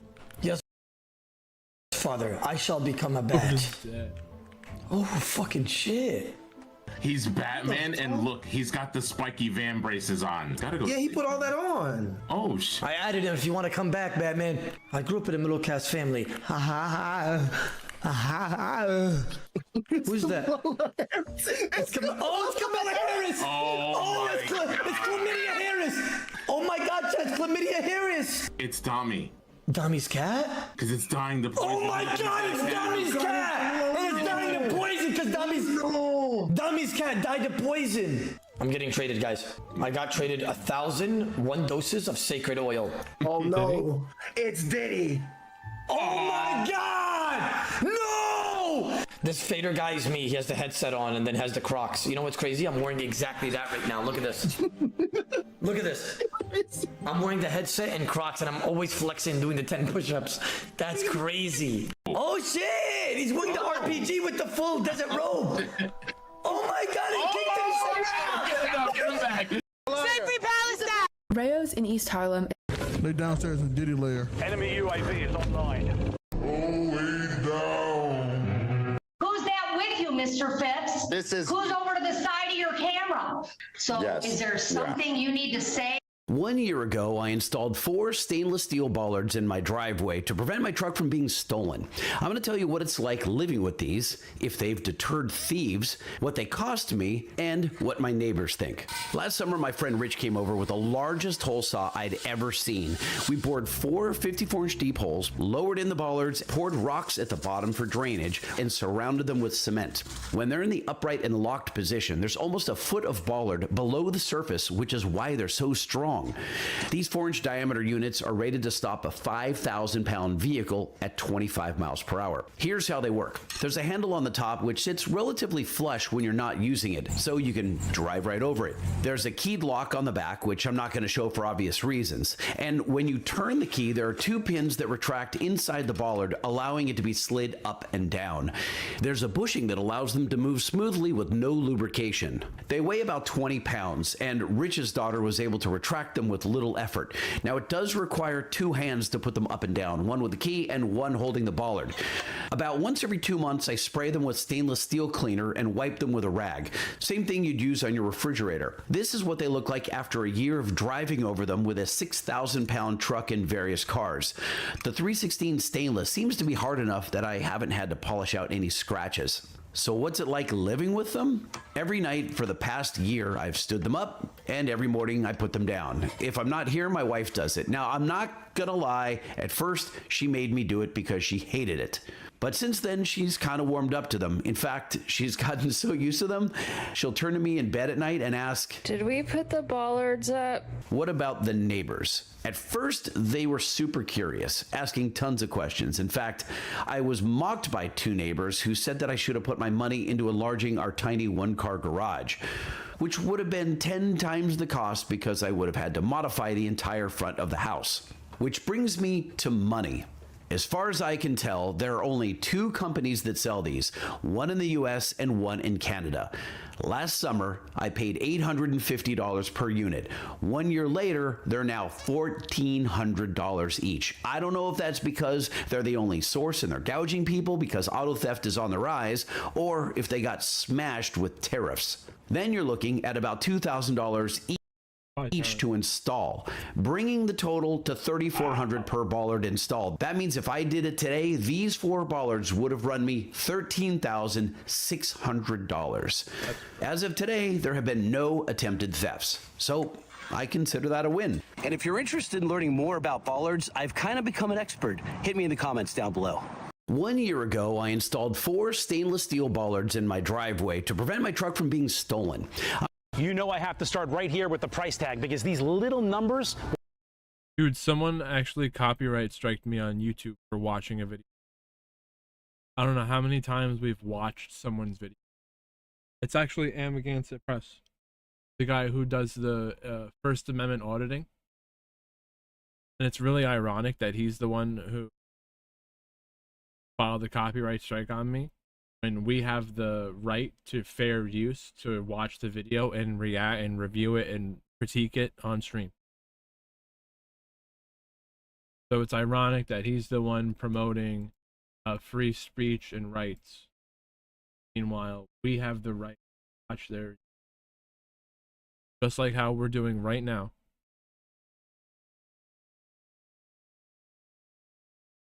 And just like how every big streamer in the world does. But if it's Asmongold watching it, then they would be happy that, you know, 1 million people saw the video. So I emailed Mr. Jason Amagansett Press, and he hasn't gotten back to me. But it's pretty disappointing that he did that. I wouldn't be as excited to see him on the. We're not going to watch his video. We'll tell you whether you're getting a deal. This has to work the first time. No going back. 2,000 degrees, molten glass, 1 shot, 1 cut. Here we go. So we're going to try to get that all nice and straight on there. We got the color on now. I know this might look really easy, but I've done this tens of thousands of times. I used to work in a factory. This is my job. My bubble. Cap the air in there with my thumb. Glass is so hot there expands, pushes out the bubble. I'm gonna block this up with my wood block, make it nice and even so it blows up nice and symmetrical. Then I'm gonna hang this down, give it a little puff, really nice and soft. Get the bubble all the way to the bottom. Now I gotta marver this down to a nice taper. Gotta blow real hard. Gotta get all those ridges. Rolling on the color on the ridges. I gotta blow. Squeeze, turn, not catch on fire. Now I got my hole in the bottom. You don't want a wobbly pumpkin. Gonna put that in, and then once it slows down, I'll show you the coolness of this pumpkin. So this is our October pumpkin, or October on the Vine pumpkin. And you still feel all the texture on the ridges. Whew, beautiful. 4, 5. So this is all. Gonna put that in. Pumpkin. We got nice defined green, not red. So it's coming out stem, POV style. Nice defined ridges from our optic mold. Alright, pumpkin stem, POV style, push down, pull up. This is going to be green, not red. So it's coming out great. I'm looking at the temperature. I'm looking at the movement of the stem right now. So this is all really hot. I'm trying to adjust my hands right now. This pipe is freaking hot. Should have cooled it. I'm going to go 1, 2, 3, 4, 5. I'm pulling, trying to get the right thickness all the way around. Go for the flip down. Whew, beautiful. Seal that all the way around. I gotta bring this around before it gets too cold. Yes, spin towards us so we can see what's happening. Make sure you don't burn the camera guy. And we'll go for the cut. Everyone hold their breath. The October on the Vine finished pumpkin you just watched us make. You can see the true color now. We have that sparkly green stem. We have the texture. Amish that like party and stuff. Like our number one way of like talking to each other is through like Snapchat. They've really taken over Snapchat? Yeah, like if you if an Amish, like a young Amish person that is roughly my age, if they have a phone, like a smartphone, they have Snapchat. Dang. Yeah, so. When was the first time you saw a phone or a screen? Do you remember? I think it was one time. It was not the first time, but I remember it was one time when one of my ex-Amish uncles was at our place with his girlfriend, and she let me look on her phone, and I was like sitting right beside her, and she grabbed out her phone, she like started texting someone, and she was flying through like the keyboard and stuff. She was like swiping little lines, and all of a sudden words popped up. Like it was like pop pop pop pop, the words like almost as fast as you can like talk and stuff. I was like really surprised. So that's like the I'd say like some of the first memories I've seen a phone. Amish that. I'm Officer Jody Priswell. This is Officer Chastain. Nice to meet you. So I was just wondering, are you ready for your propulsion test today? Besides the fact of no wind? I thought you were going to do it under power. But there's no wind at all. Do you have a wind meter? Yeah, there's no wind.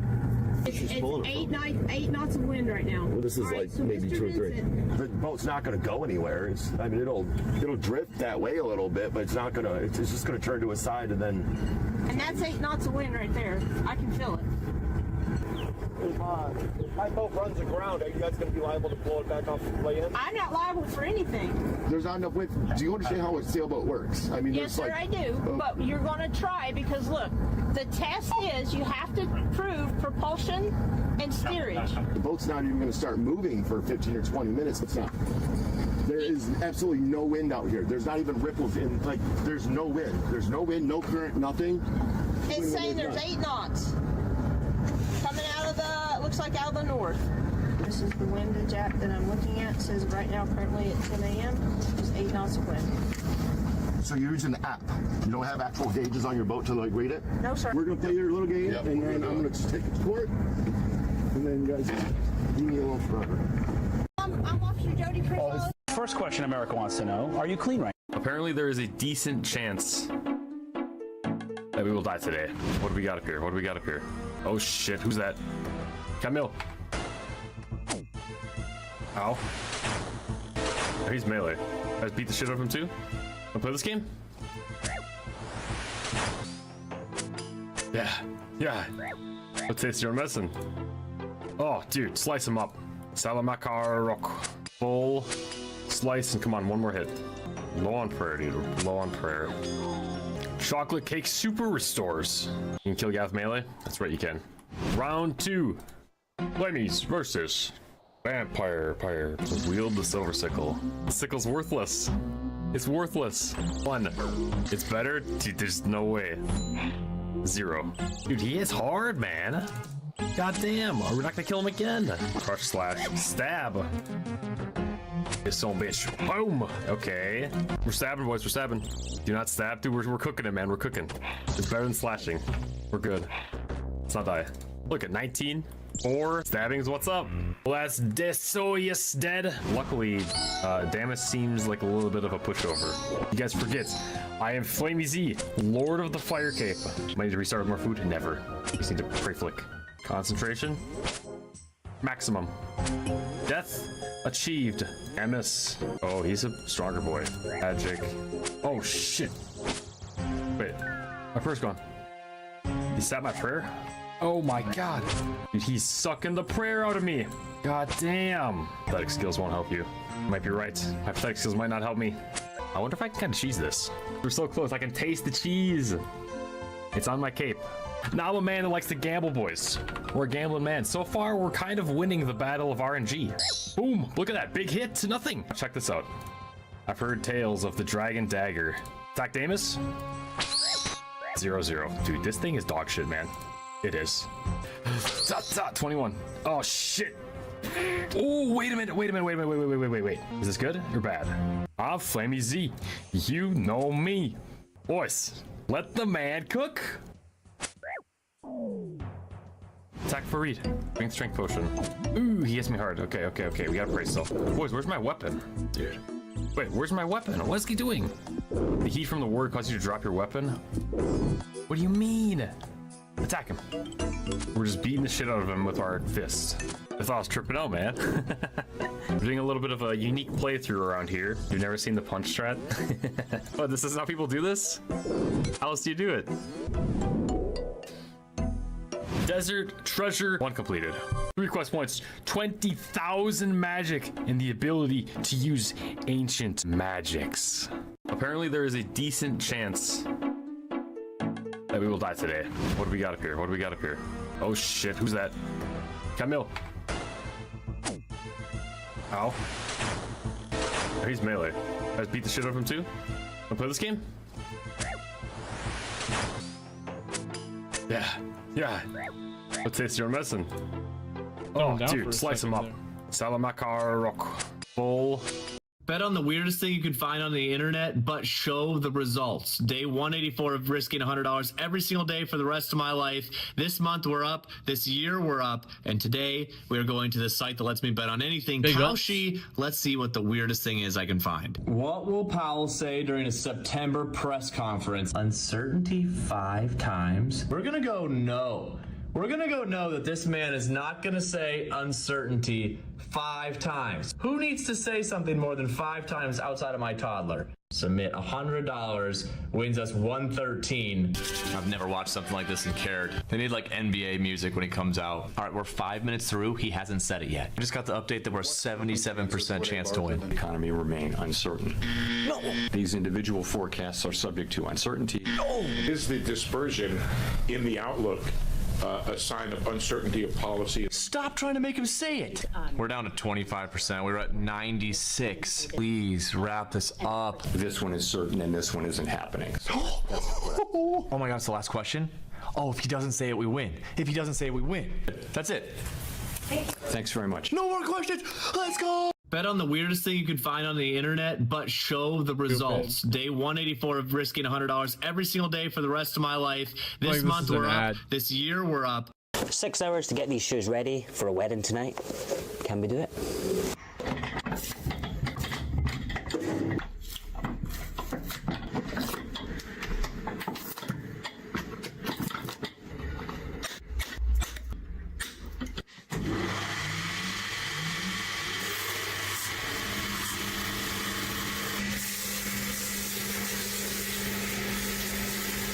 Oh man.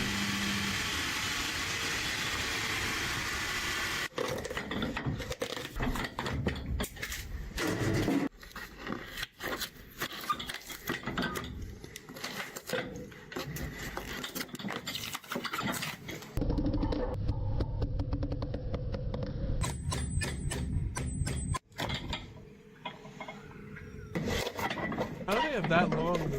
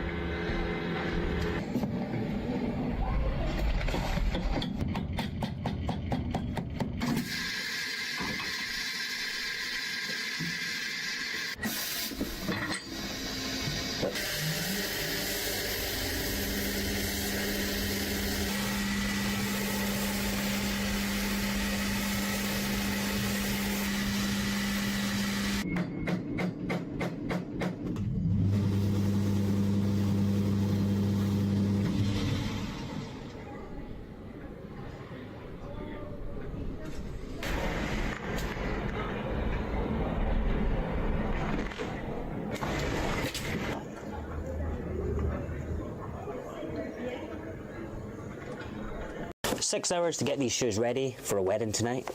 Can we do it?" I got $2. We're at Goodwill. Let's see if we can turn it into 300. Walking in, I'm not gonna lie, I didn't have a lot of hope. I saw this couch here and I was like, I'm good. Then I spotted this desk and I was like, I wonder what's underneath all that paint. $4? Are you kidding me? And right behind it was a Whirlpool refrigerator for $10. See if we can get a deal for this desk here. $4? Yeah. We'll do it for 2. Oh baby, $2. We'll take it. Just gotta unload her off the old Tundra.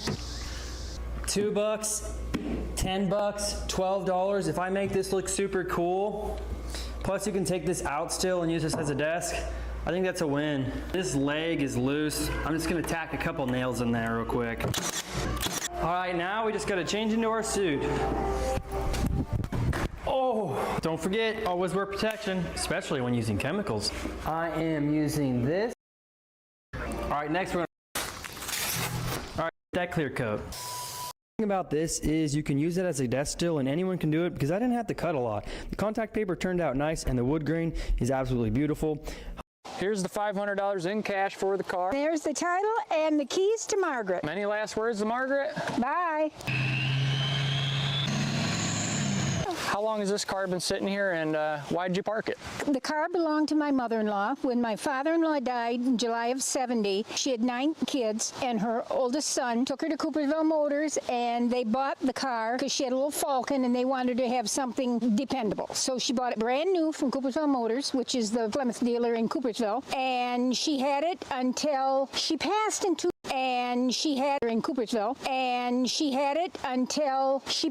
2000, but I think she quit driving in like 1996 or 97. My husband was a mechanic and she wanted my husband and I to have it because we had hoped to restore it. Well, we had kids and stuff and we didn't have the money, and so it has sat here and now it would cost too much to restore and I need to be restored, not the car. So we're going to clean it up and do what we can to get it back on the road, and then eventually we'll sell it again to somebody that will do the thorough restoration, and then hopefully one day it's all shined up again and painted and driving down the road. I was hoping out of all the grandchildren somebody would be interested. We call it Margaret because that was her name, and some people call it the refrigerator, but she's Margaret. Going on up here. It just rained turds.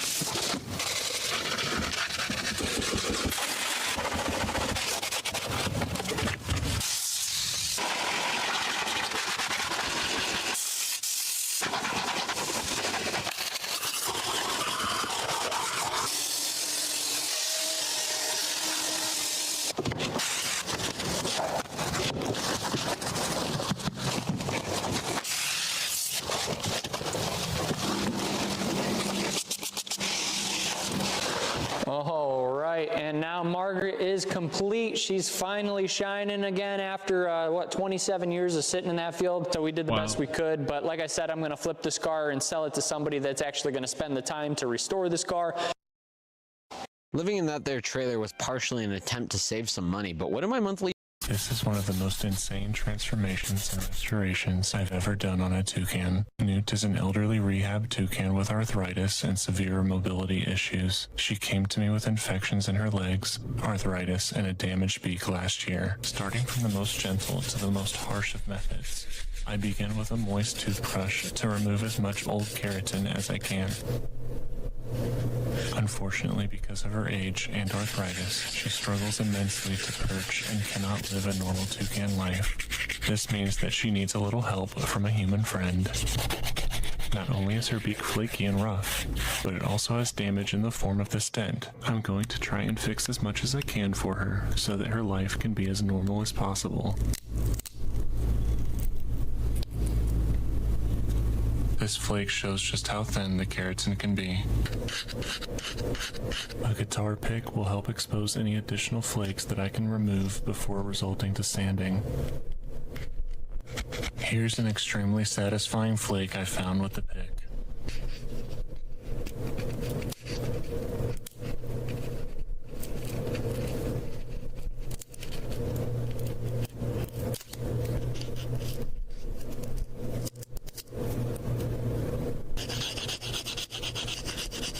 You can hear just how hollow the beak is. I'll pause to groom some pin feathers and give her some scratches to remind her that we're friends.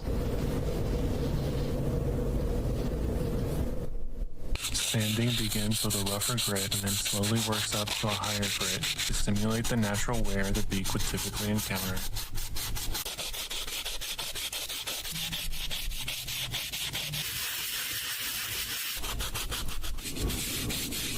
This is the part that makes me the most nervous. I'm going to carefully smooth the edges of the dent with the Dremel to hopefully encourage new keratin to grow more evenly over time.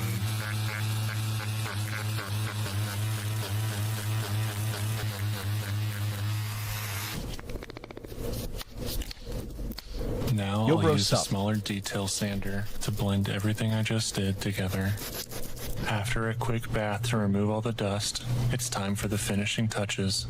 I rub coconut oil on her beak to help moisturize and protect it.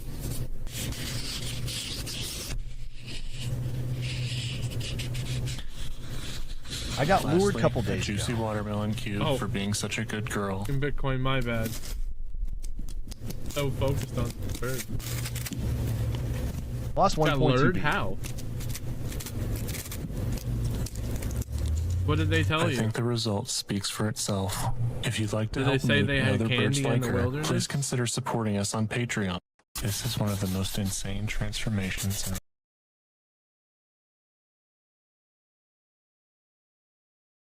Tried to anti-lure. Why'd you have to bring the 1.2 though?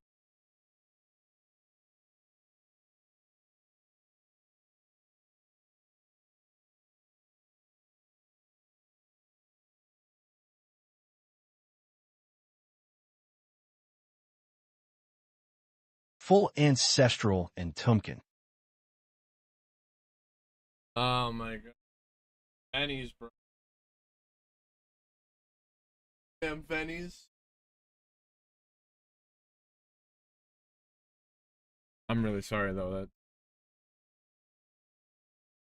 But if there's any silver lining, you fed the Venny family for a week.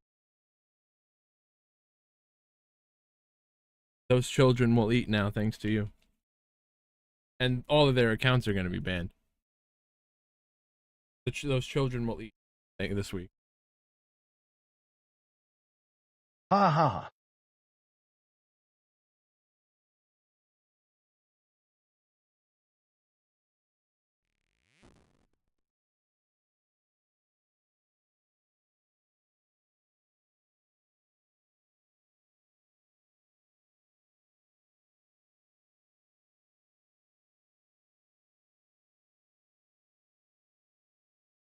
They've really been cracking down on people too. So that account will get banned too, whoever sells that shit.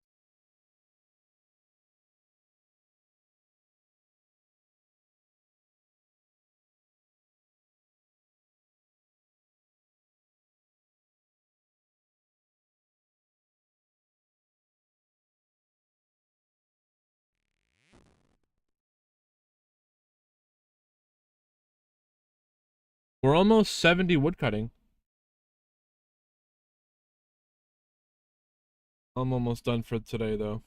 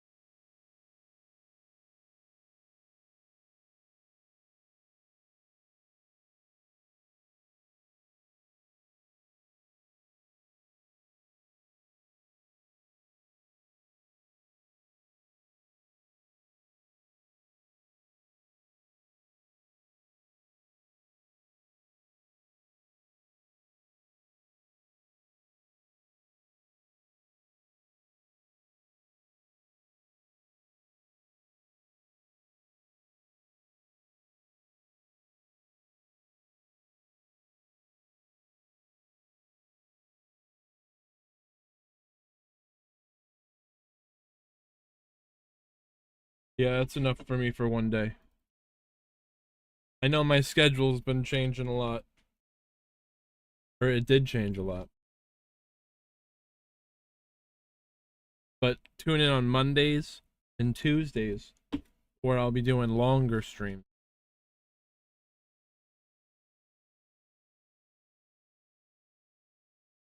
But that's enough for me today. I am out. I'll see you guys tomorrow, probably. Yeah. Later. Start. End. Certified button. What do you say?